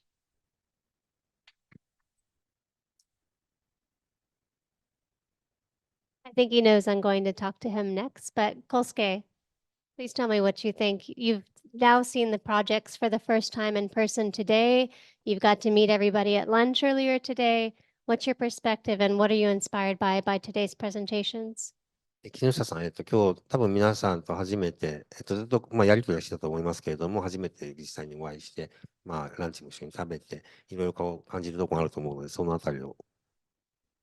そうですね。何から話そう。今のお二人の、コメントを受けてっていうことで、ちょっと思ったことを話したいなと思ったんですけれども、今も映っているこの新しい関係性のデザインっていう、テーマを考えたときに、初めは各プロジェクトが、すべてなんでしょう、仕組みをどうデザインするのかなとか、我々のその関係性って呼ばれるものに対してどうやって問いを投げかけてくれるんだろうっていうふうに思いながら考えたんですね。So, I'd like to make a comment based on what you two commented on the first question. Initially, the theme, new relationship design, when I came up with an idea, what I envisioned or imagined was that we would end up, having lots of projects that has a lot to do or focus on the design, circular design aspect. なんですけど、でも、今の2人の話を伺ったときに、なんか仕組みそのものというよりは、我々がどうそこに関わりたいと思えるかというか、関わるための選択肢みたいなものが、実はすごく豊かに提示されているプロジェクトだったり、例えば、エロナさんの、アイスをどんな味がするんだ、食べたいって思うとか、あとシーベジタブルさんの僕は筋青のりを先にいただいたことがあるんですけど、美味しくて衝撃を受けて、これはなんだ、もっと食わせてくれみたいになったとかっていうことがあったり、あるいは、リウッドのプロジェクトだと、僕は、物を見たのは今日初めてだったんですけれども、さっきアンニさんがおっしゃったみたいに、10年間人がそこで物を作って、働いたり、それを売ったり、使ったりっていうことをずっと作り続けてるっていう意味で、やはり誰かがそう巻き込まれていってるわけで、こう、関われるっていうことを作ってるっていうのが大事なんだなってすごいなんか感じた。And then, myself having been gone through all the judging process and everything, I sort of what impressed me the most of them was that of course the design, circular design is important, but amongst the projects that impressed him had a sort of common characteristics, which is like is that it's not a design, but if how I say, if the project has a certain aspect where consumers, like I could sort of participate too. Like if it's important to not to make everything rigid and then sort of precise, but if you can sort of making project and give them a characteristics that allow other people, different people, to participate in that commitment, that is a very successful project, and that includes like rewood and also sea vegetables, and especially your work. Because of the way it's presented, it makes people feel, makes people wonder how it's going to taste if it was, had a chance. So that kind of involvement or engagement, if the project can successfully sort of produce a space for involvement or engagement from the other people, that's a successful. Thank you. So I think that Kosuke's message is very optimistic and very positive. And even from the beginning of my introduction, I mentioned that I'm inspired by these kinds of very positive case studies around the world. で今の山下さんのコメントは本当に、全体的にそのポジティブな、影響っていうのがそれぞれの作品が与え合うということでしたし、この、クロストークの前に話した時でもですね、圭介さんはそういうところに希望が持っているっていう印象のコメントを、してらっしゃいました。At the same time, when we were listening to Cecilia's keynote, she was talking about how there are these silos that are existing in our world. And even from an educational perspective, we are often trained to think in these silos, whether it's from business perspective, design and art perspective, or others. Silos. Boundaries. Okay. で、セシリアさんの基調講演の中で彼女が、言ってたと思うんですけれども、いろんなアカデミアとかでもビジネスでも、どうしても専門家同士がそれぞれサイロって言うんですけど、同じような人たちが集まっちゃってるみたいな、象牙の塔みたいなのが、いっぱい違ったものができてて、その間の行き来がないみたいな、そういうのをサイロ化現象って言うんですけれども、そういうのが実は循環経済の場でも実は行われていると。結果そうなってしまっているという前提があります。So my next question, and this is especially towards the winners, is I'm sure that there was a learning curve for how to work with such diverse partners.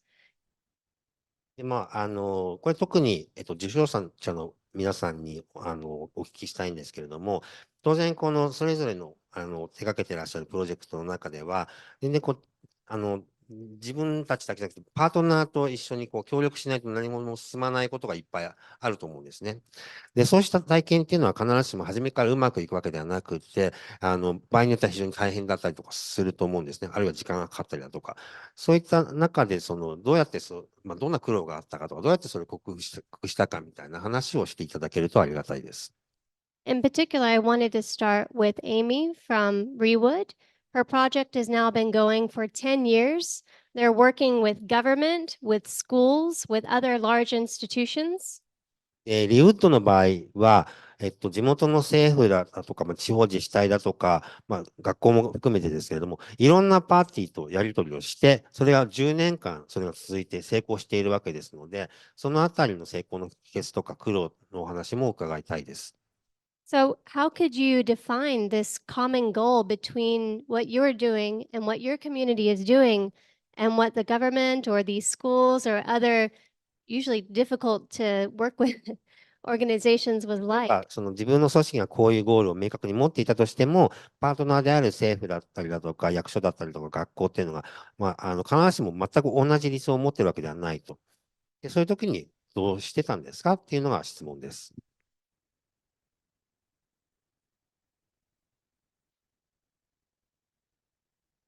OK。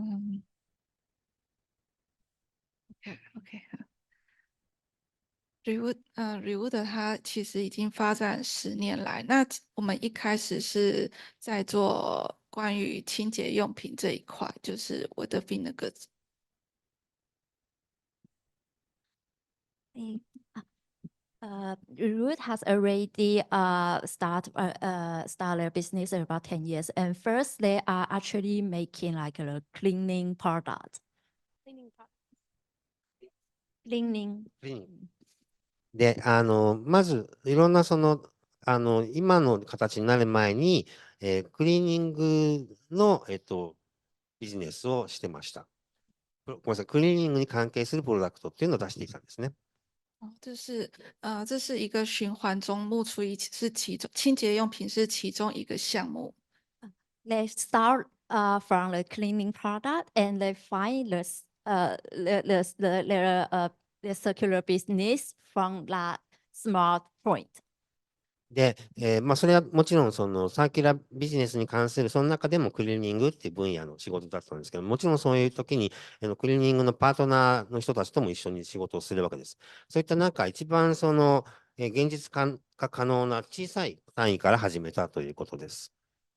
在其中一次的合作案例中，我们发现有一些大学，它因为修资的关系，所以他们每年要定期编一个100万到200万的费用去处理这些修资的废弃木头。When they start their cleaning business, they also collaborate with the school. And one time they visit the school, they find that school actually need to pay like 10 million Taiwan dollar to 10 million to 2 million Taiwan dollar to pay for someone to just clean up their tree, because they need to clean up the tree because if the tree is getting too tall, they will become some dangerous and risk for students. で、学校との関わり方も、言ったら、なんつうんですかね、木をトリミングして、盆栽じゃない。何しろ余計な枝を買ったりとかする、そういうクリーニングっていうのをやっていたので、だからこそお客様として、その学校にパートナーができたわけです。然后这些修枝木啊，它的直径都很大，那我们觉得很可惜，所以在一次的合作中，我们先去询问这些木头能不能先做成家具。When they visit a school and they find that the tree, the school asks them to cut the tree, but the tree actually looks beautiful and big. They are not just like some leaf or some branch, but it's like a tree, a wood that could be used for furniture.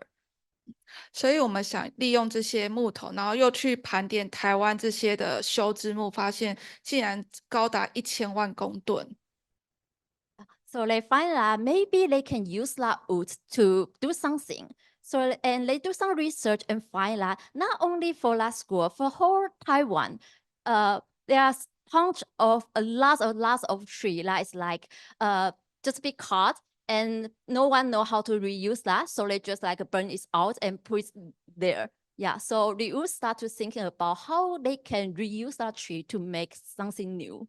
で、そうやってその学校で生えている木を、お金をいただいて、きれいな形に、要は余計な枝とかきれいにするっていうことをしてたんですけれども、そうこうしてるうちに、切った枝とか、あとは倒れた木とか、逆にこれ綺麗だし使えんじゃねみたいな話になりまして、で実際いろいろその可能性がないか調べたら、結構学校だけでもそういうオポチュニティがあるし、言ったら木だったらどこでもいいので、世の中にいっぱいそのトリミングしてこう枝を切ったりだとか、勝手に台風で倒れちゃっても使い道がないような木っていっぱいあることに気がついたんで、それを有効活用できる道っていうのがその時に見出すことができました。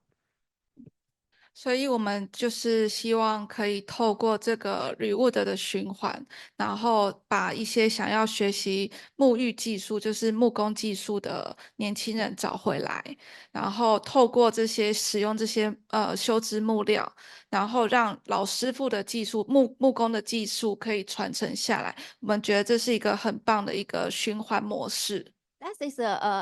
That's a starting point la le visit school and color wood, color tree. But since that, then they start to do like a workshop to ask young people go visit their factory to learn how to make wood furniture. And depend on that, they start their business model, like invite community people join the recycle business. How can I say business like system? Yeah. And from that, people come and they recycle the wood, and the school also happy to they clean up their waste. And so this kind of system is like they think that is very successful and good for everyone. でこうした余分な枝とかの木材を例えば家具作りに、使うみたいな、物事をずっとやっていくと、そこに一つの、定型というかサイクルができて、でそれをこうやっている状態なその循環しているありさまっていうのを普通外部の人に公開して施設を見てもらったりだとか、こうやってリサイクルするんだよみたいな模範的なケースみたいなのができてくると。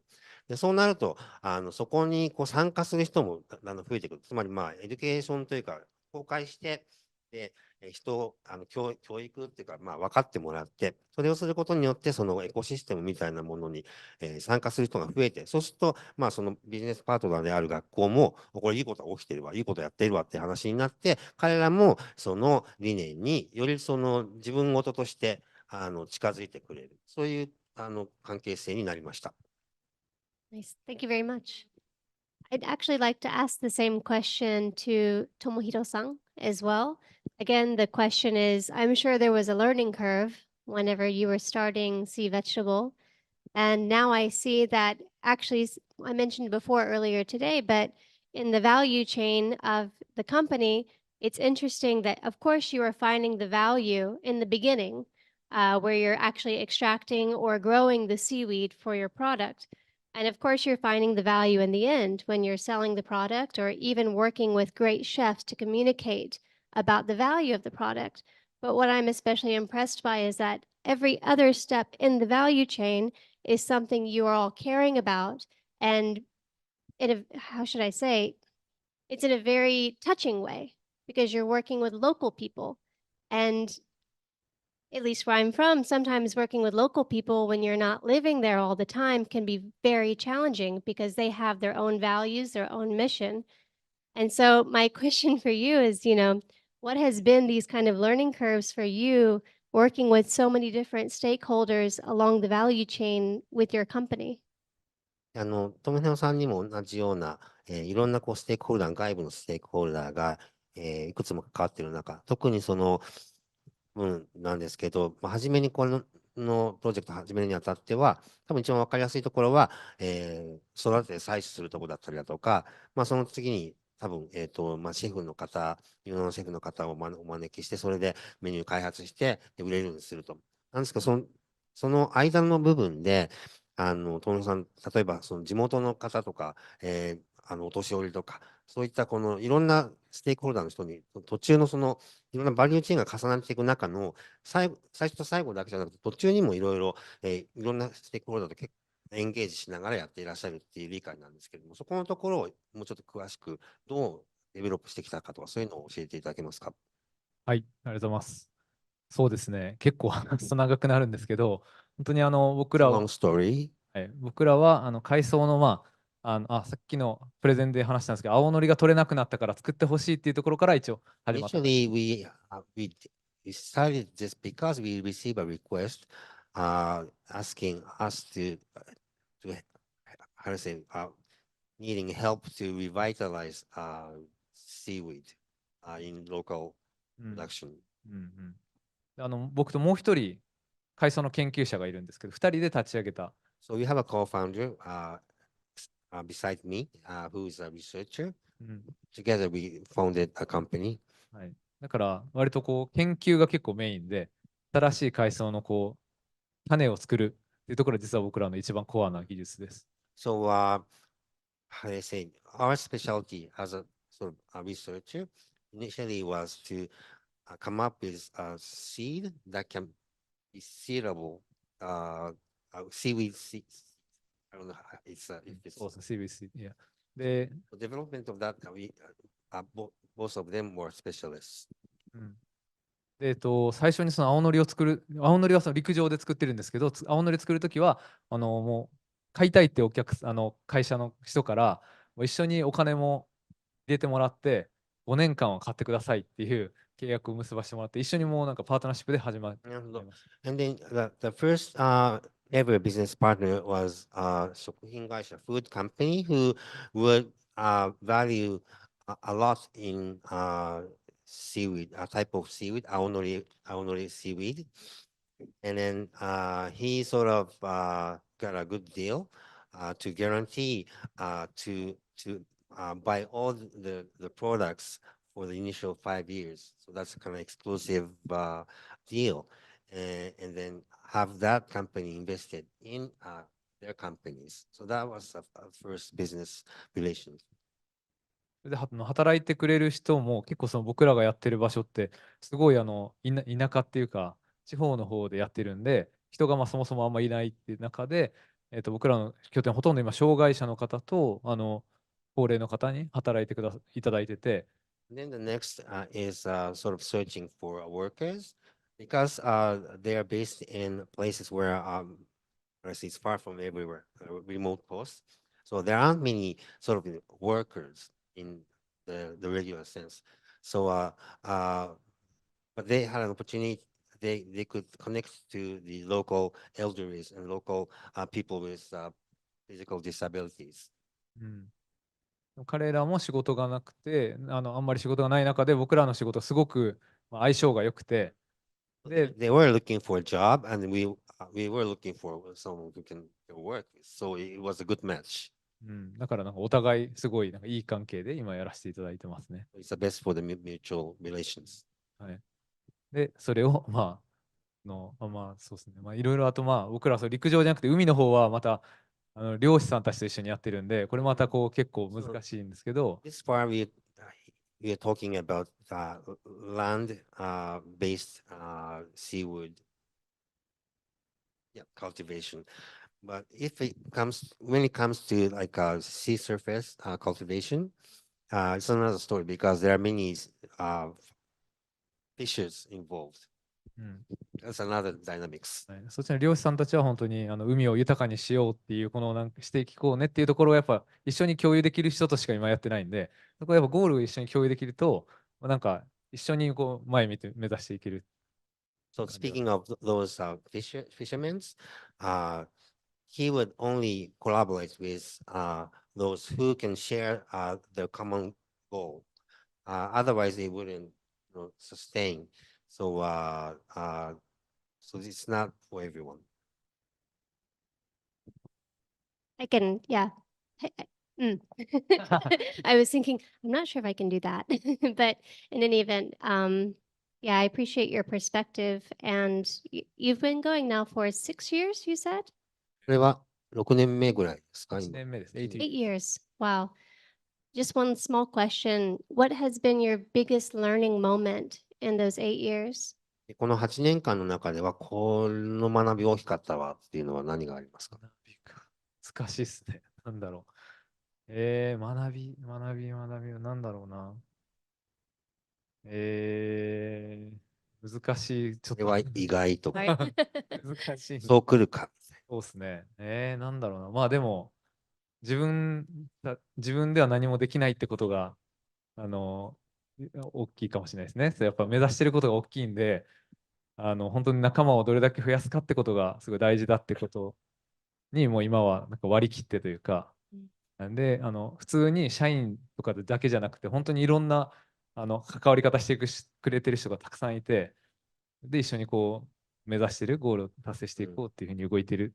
なるほど。I feel myself helpless alone. I can't do anything without others' help. And he feels it every day. Same. はい。Thank you very much. Thank you. Yes. So I'd like to ask the same question to Elle, of course. 野村さんにも同じ、コラボレーターとか、ステークホルダーとどう付き合っていくかっていう話をしたいと思います。I think that in your project, of course, it's art-based. So it's about expression and expressing your own worldview as well, but at the same time, without the support of the scientists that you work with to develop the vanillin to begin with, the project could not have become realized. で、エレノアさんの作品っていうのは、基本的にはアートの領域に、属しているようなプロジェクトであって、もちろんそれはエレノアさんのこう考え方とか世界観っていうのを表現の形に落とし込むっていう、ものの結果なんですけれども、それをするためには必ずそのサイエンス、科学の、裏付けがないと、例えばその、化学物質からバニラの香りの素を作るみたいな、そこは自分だけではできなかったはずなので、そこをどうなさったかっていうのが質問です。What was that process like for you? It was a journey. I need to be honest. It was a long journey 結構大変でした。長い時間かかりました。and very challenging, especially because いくつも困難がありました。from an artist point of view, we use a certain type of language, even like just in emails and things like this. There's a communication barrier on a way. もちろんそういったサイエンティストの人たちとコラボレーションするんですけど、それを普通に E メールとかやり取りするにも、アーティストと彼らはボキャブラリー、語彙が違うので、言葉の段階のレベルのコミュニケーションというところでも結構大変でした。Yeah, like imagine if you're a scientist, like dedicating your whole life to find solution for the words, and you receive an email from a random artist from Central St. Martin's saying, "Oh, can we actually eat plastic?" Like, how would you react? Like, fair enough,まあ、例えばその研究に、化学物質の研究にも一生捧げて、何らかの飛躍的なソリューションにたどり着きたいとか思って何十年も研究している科学者のおじさんとかに、そこら辺のアーティストである私が、なんかプラスチックって食えんのかなみたいな、そういうなんか素朴なメール出すみたいな、そういうようなところから始めなきゃいけなかったってことですね。But I think at the end, I found the best relationship with the scientists that were more like open-minded, I would say, and also that had probably also a bit of time to talk with me, because the idea at the end of the day wasn't that stupid. If it came out not being super stupid.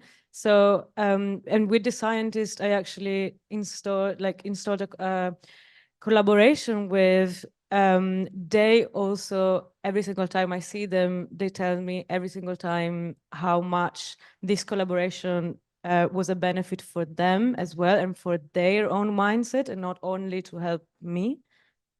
で、やっぱりその結果、そういうふうに始まった関係性も最後にはすごくうまくいったんですけれども、そこに至るまでやっぱり時間がかかりますし、それはもう科学者の方々の方にすごく広い心があったっていうのもあるでしょうし、ずっと話をしているうちに、そのアーティストそれほどバカじゃないみたいな、互いにリスペクトがきちんと生まれたみたいな、そういったことが、あります。だからそういう、関係性をきちんと毎日ですね、毎日のように、例えば今、私たちはこれをやっていると、これにはこういう意味がありますと。あなた、研究者のあなたにとってはこういうベネフィットがあって、私はこういうことをしたいんです。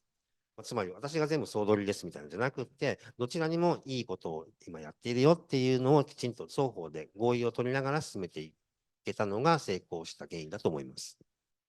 Yeah, I think it's very fascinating.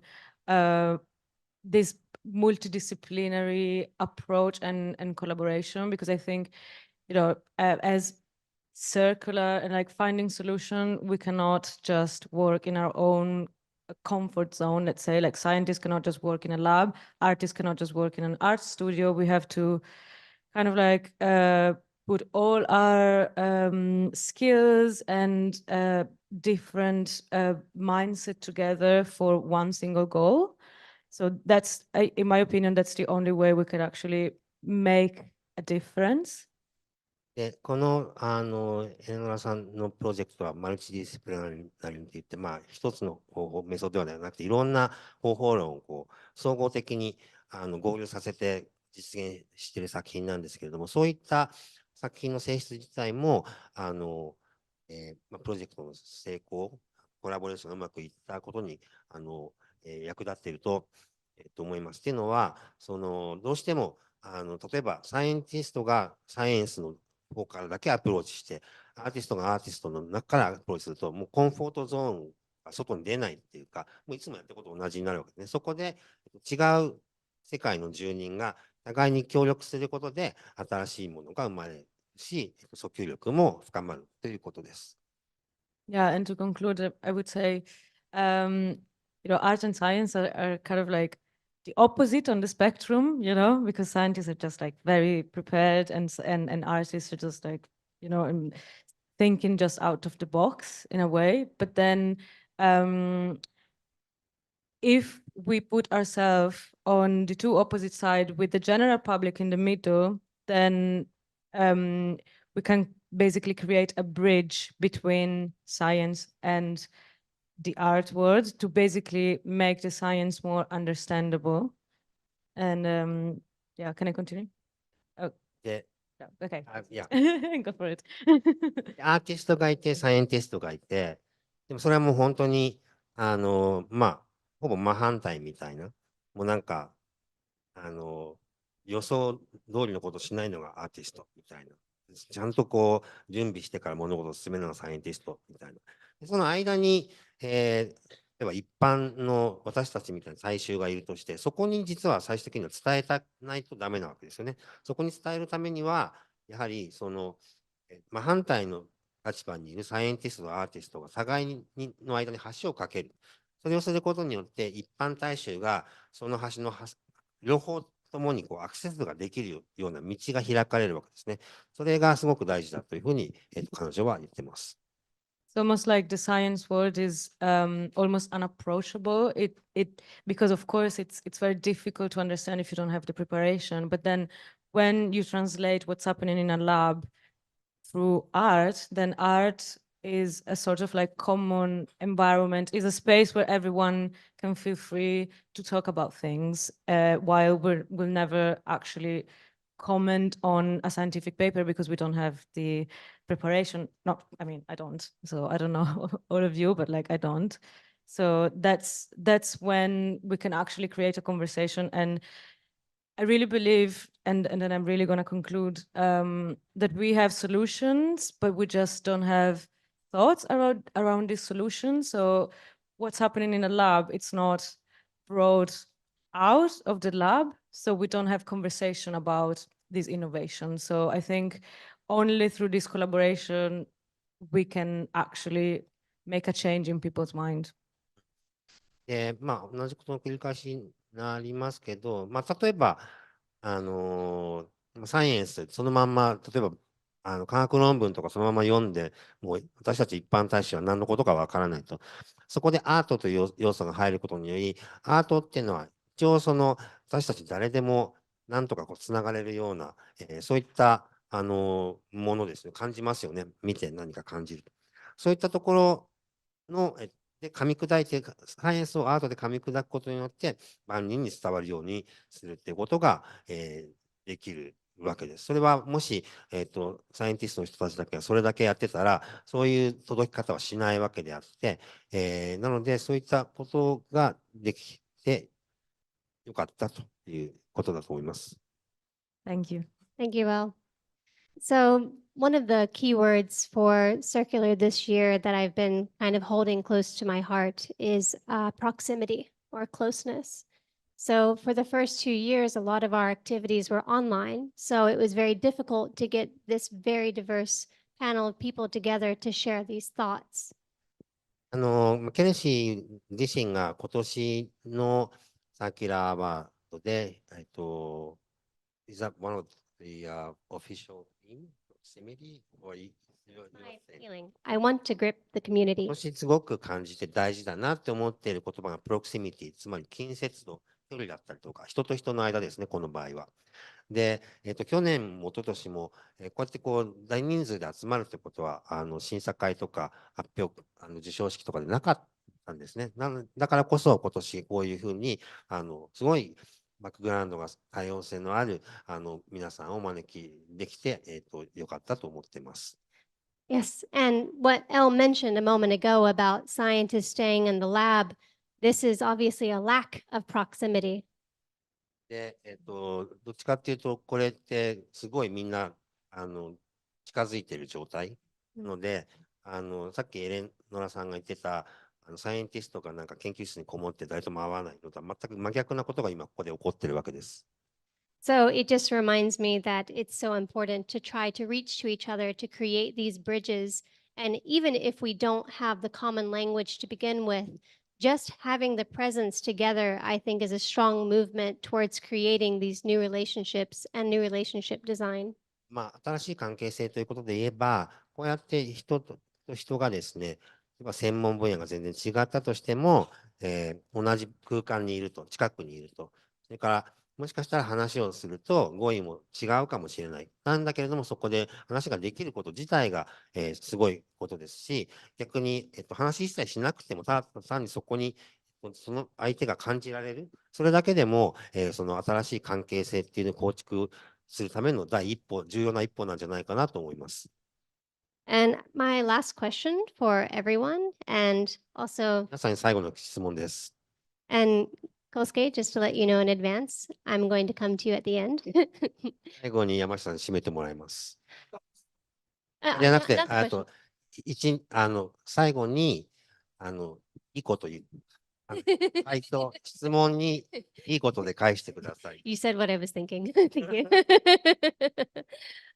So my question is about the future, of course. And 未来の話ですけど、 so in circular economy, a key word is scalability. サーキュラーエコノミーにおいて重要なキーワードの一つにスケーラビリティというのがあります。And as I mentioned before, in circular awards, we're trying to look beyond sales and beyond, quantitative numbers, especially related to, for example, carbon reduction. それは何を意味するかっていうと、もちろん売上の数字だったりだとか、これだけカーボンフットプリント下がりましたみたいな数字で自慢しやすいようなものだけではないはずなんですね。Of course, it's also very important. もちろんそれらは大事なことなんですけれども、 But my question to the winners in particular this time is about, in the future, what are the quantitative and the qualitative points of your project that you aim to scale in the future? And even if you do not aim to scale something specific in this very moment, how do you imagine the fruition of your project over the next 100 years? で、質問は改めて言うと、皆さんのプロジェクト、これからスケールしていく、させていくおつもりだと思うんですけれども、それがもちろん質的にスケーリングしていく場合もあるし、数量的にというのもあると思うんですね。で、そのどちらも大事だと思うんですが、そういったそのスケール性、これからどう発展していくかっていうときに、今後10年間で、皆さんが100年間、今後100年間で、we're talking about each individual project, right? 皆さんの作品のプロジェクトっていうのが今後100年間でどう質的、量的に変化していくといいなと思っていらっしゃいますか？ And I would like to start with Tomohiroさん。はい、ありがとうございます。そうですね、僕らはさっき話したんですけど、やっぱ海藻を栽培することで海が生態系が回復するっていうことを今分かってきたんで、そのために海藻をみんなで使っていきたいんですね。はい、So as I've explained, we have discovered that by sort of, increasing the amount of seaweeds grown in the ocean would, in the end, improve the environment, oceanic environment. So that's why we would like to sort of push our activities further to boost seaweed consumption. で海藻ってあらゆることで使えるんですよ。本当に使い道って肥料とか動物の餌とかバイオプラスチックとか。Possibilities are endless. Seaweed has so many different utilities. そうでもまずやっぱり食べるってことが一番やっぱりみんなの心を動かす。Eating is something that everyone can relate to. That is why I've chosen this path initially. だから本当になんか美味しい海藻の料理っていうのをやっぱりどんどん広げていって、日本はみんなそうだし、世界中でもっと食べられるようになって、結果海が豊かになっていく、世界中の海が豊かになっていくってことをやっぱり実現していきたいなと。So for the time being, we are sort of pushing the possibility of appealing or coming up with delicious seaweed-based food to entice different people. Of course, not only Japanese but worldwide. And then we know that at the end of the day, or at the end, sort of in over time, it's gonna lead to how do I say, making ocean environment better. So that's what we're aiming. Thank you. And yes, I agree. In the past 3 years in Circular Awards, I've seen a huge increase in the number of different types of seaweed projects. Actually, even today, we're featuring Seaweed Dialogues, which is one of the projects that was selected by Annie about seaweed. で、実際そのサーキュラーアワードの応募作にも海藻関連のもの、この3年間結構増えてます。で、多分そこに展示されてると思うんです。アニーさんが、選んだ、シーウィードダイアログっていう作品もそのうちの一つです。Thank you. Thank you. Next, I would like to ask Amy about the future of your project and how you might think about scaling it. はい。很开心今天的活动可以救这个世界。对，就是让这个世界可以变得更好、更友善。we are very happy that on Circular Awards, it seems like everyone's thinking is also changed to make the Earth become better. 如果以数目来看，我们活着的时间其实是微不足道的。If we think about tree, actually, human being, our life is very short. 所以，木の一生、木の生涯に比べたら人間の一生なんてまだ短いわけです。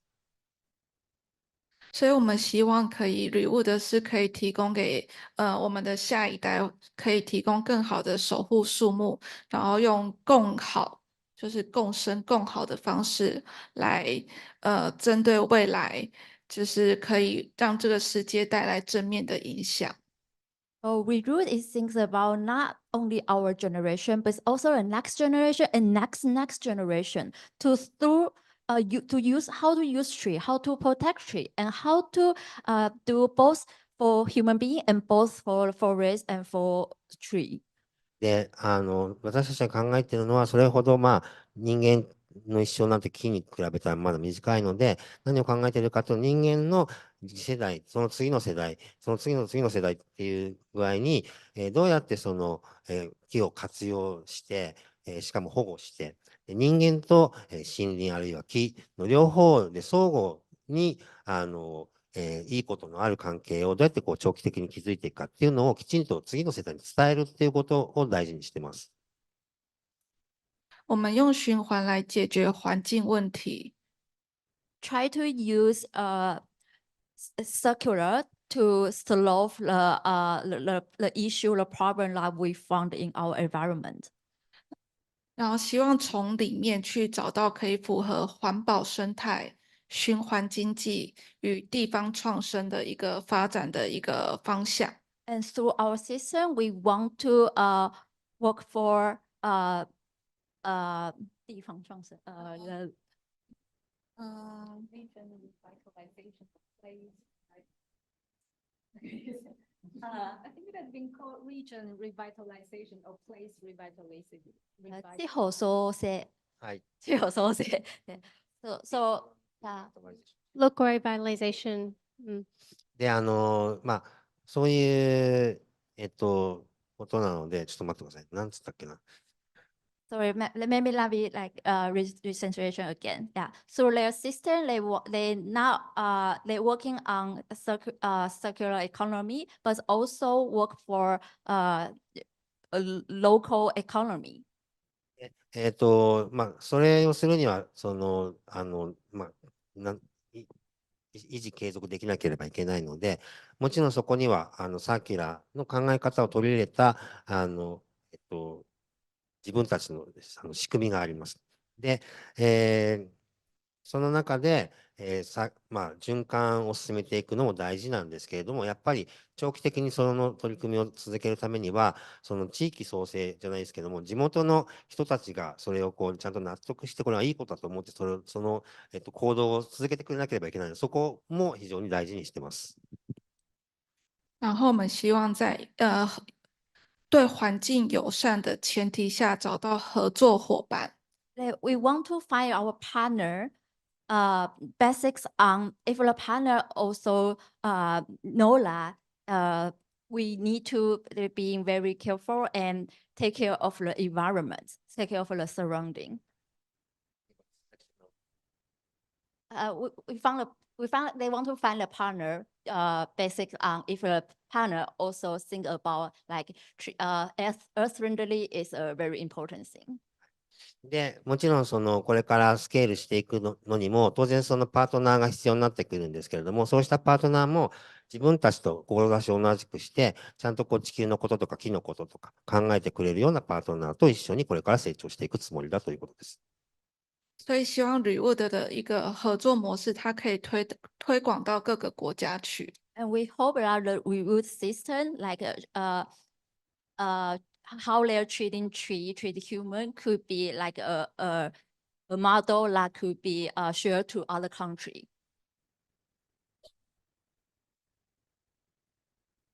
で、もちろんそこで、スケーラビリティに関しては、まだ他にもあって、例えば他の国に展開していくみたいなことも当然考えるわけです。そのためには、きちんと今地元で、モデルケースみたいなのを作って、それをみんな他の人が共有できるような形に、して、で、外に持っていくということも考えています。Thank you very much. I have a lot of hope for your project. One reason in particular, which is that you're working with the new generation. で、ケルシーは個人的にはすごく、リュートの、プロジェクトにすごい期待を持っていて、その理由の一つっていうのが、その次の世代の若い人たちも積極的に関わるような形で、取り組みを進めておられるからです。This is maybe the only way to continue things more than the lifespan of a single human. その一人の人間の生涯よりも長い期間、何かを継続させるためには、そういった取り組みは欠かせないので、ことです。はい。Hi, Elle. So I heard a lot about your project at the recent BioClub collaboration event, and I know that you do not have some grand vision for putting plastic in everyone's food or making plastic ice cream in every 7-Eleven. まあ、エレノラさんに、例えば、世界中のアイスクリーム、みんなの食卓に必ずプラスチックのバニラのアイスを置きたいとか、そういう野望があるわけじゃないことは知っていますが、最近、今後の、このプロジェクトどうデベロップメントさせていきたいと思ってますか？ I would say more than I don't want to. I would say it's not my choice. It shouldn't be my choice, I'd say. So that's the only reason why right now. But then, of course, who knows what's gonna happen. But like right now, it's not my, it wasn't my goal. It's never been my goal to, bring a product to the market. Like my only goal was to create a discussion, a conversation, and to create awareness around plastic recycling, and the future of food. で、エレノラさんがそもそも想定していたのは、別になんかプロダクトを出すとか、儲けるとかじゃなくて、特有の視点からのクエスチョンっていうのをきちんと出して、それがディスカッションを発生させる源になるというのが、そもそものゴールだったので、それは達成できていて、とは言いながら、プラスチックからできたバニラアイスがどうなるかは、それをコントロールできる問題ではもうないっていうふうにおっしゃってます。Yeah, so I don't really know how, like, if in the future we're gonna find a plastic-based, plastic, it's not plastic anymore, so, but yeah, plastic-derived ingredient in a 7-Eleven ice cream. I don't know. もしかしたらしばらくしたらなんかセブンイレブンとかでプラスチック由来のアイスクリームとかもいっぱい積んであるようなことになるかもしれない。でも私にはちょっとわかりません。Yeah, I think like everything, this really depends on us and like how much we're willing to open up our mindset, because at the end of the day, food is a lot just like a cultural construct. But I think we have to evolve mentally to, find a more balanced relationship with the planet and with the nature that surrounds us. 結局は大事な、ここで一番力を持っているのは私たち消費者であって、そういった消費者が特に食文化とか何を食べるかみたいなのっていうのは、その日頃の植え付けられた規範みたいなのがあって、それに従って行動しているので、そういったものがドラスティックに変わらない限り、逆にそれをドラスティックに変えることができれば、そういった消費行動とか製品にも影響する形で消費行動が変わってくるだろうということです。I think it's spoken like a true artist. なんかすごいアーティストっぽい意見ですね。Which I appreciate. ありがとうございます。Great. Can I say one more thing? No, because I was just really surprised during our call, our first call, because I don't know, like whenever you hear like circular design, circular economy, it's a lot about, most of the time it's a lot about material and startups and things like this. But I think my project here was always super well understood, super well understood. So yeah, I'm just really thankful for this. And yeah. いろいろサーキュラーアワードに出品応募してくる作品とかめっちゃいろいろあって、みんなその高度なものとか結構複雑なものが多いんですけれども、で私のは逆にすごく、中身は複雑だけどやりたいことはシンプルで、だからこそ皆さん、審査員の皆さんにも来ていただく皆さんにもすごくストレートにそれが伝わっているようで、それが今回分かってとても嬉しいです。Thank you. I know that we are at the end of our talk right now, so my sincere apologies for the extension of the time. But I would like to ask just one comment from Kosuke Kinoshita, as I promised earlier. ちょっとおっしゃってますけれども、木下さんの方から最後にいいことを言ってもらいます。そうですね。時間がもうあんまりないんですよね。はい。今の皆さんのお話を伺ったりとか、最初の、セシリアさんのキーノートも含めて思ったことなんですけれども、このサーキュラー、アワードでは、循環型の社会をどうやって作っていこう、そのためにさまざまな国でいろいろなプロジェクトをしている人たちがどういうふうにつながるということがあるだろうと言ってやってきたと思うんですけど、今日すごく感じたのが、この循環型の社会を作るために解決策を考えるっていうよりは、今日出てきた一番重要なキーワードは文化っていう話かなというふうに思いました。食文化って言ってた文化。で、ごめんなさい。So, having sort of gone through all of your presentation, including keynotes and stuff like that, my impression or my comment is that circular award is meant to sort of how do I say ignite the connection between different creators from different part of the world. And then that is very meaningful. But having gone through this, what impressed me the most, or actually a keyword in his opinion, was culture, especially culinary culture, food culture. うん。フード以外もですけどね。はい。カルチャー。So he felt it's very empowering aspect of this whole ecosystem. 解決策をそれぞれ考えるのではなくて、さまざまなステークホルダーがこう相互にリスペクトし合いながらコミットすること、そこから文化っていうものを改めて作り出していって、で、それを、どうやって続けようかな、延命しようかなということではなくて、継承っていうキーワードが、リュートのプロジェクトの話でも出てきたと思うんですけど、その文化を作り、それを継承していく、その中で多分トランスフォームしていくこともあるかもしれないんだけれども、大事なこととか関わりたいことっていうのが共有されていると、それをやりたい人たちっていうのが長い時間続けていくし、あるいは広い範囲にわたって関わってくれるのかなっていうことをすごく考えたので、なんか最初はこの新しい関係性のデザインという言葉をやっぱり僕は結構仕組みをどう作ろうとするのかな、どうやっていろいろな課題を解決するその知恵を共有するのかなぐらいの考え方をしていたのが、今日皆さんのお話を伺いながら、どちらかというとそれがもっと自分事として関わりたいということを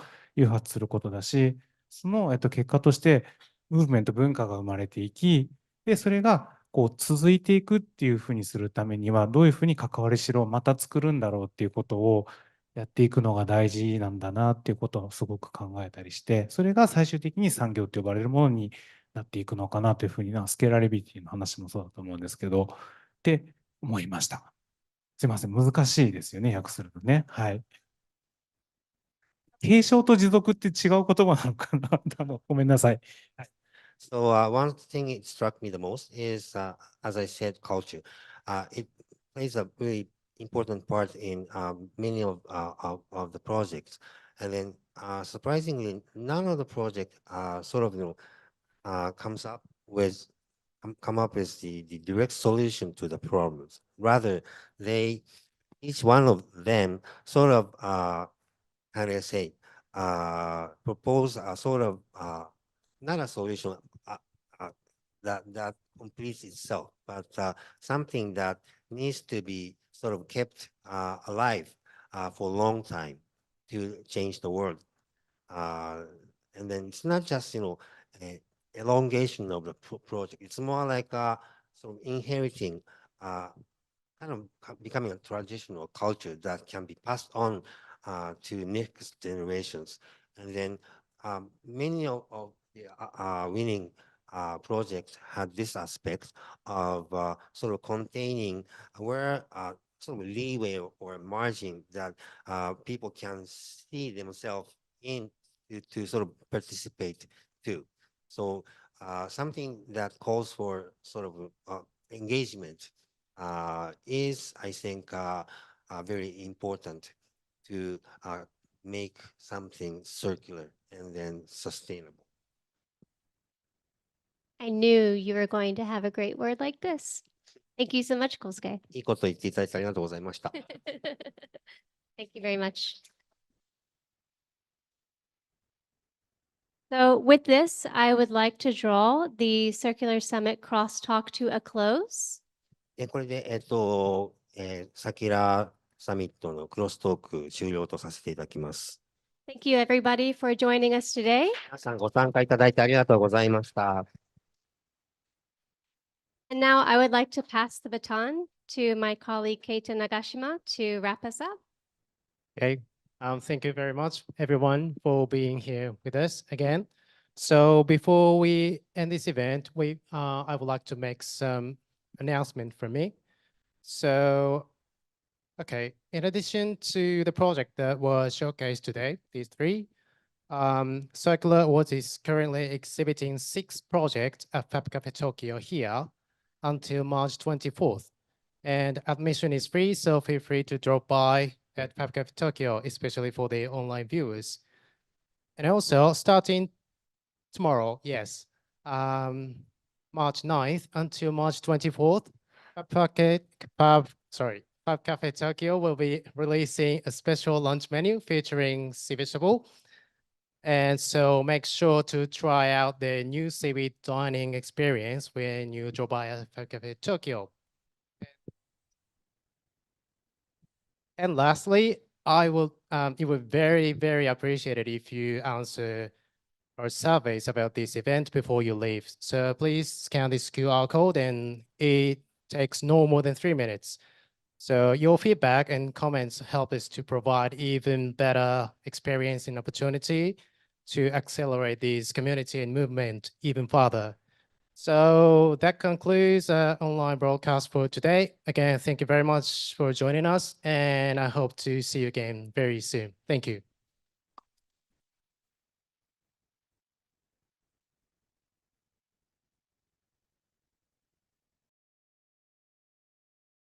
で、皆さん、ここからはですね、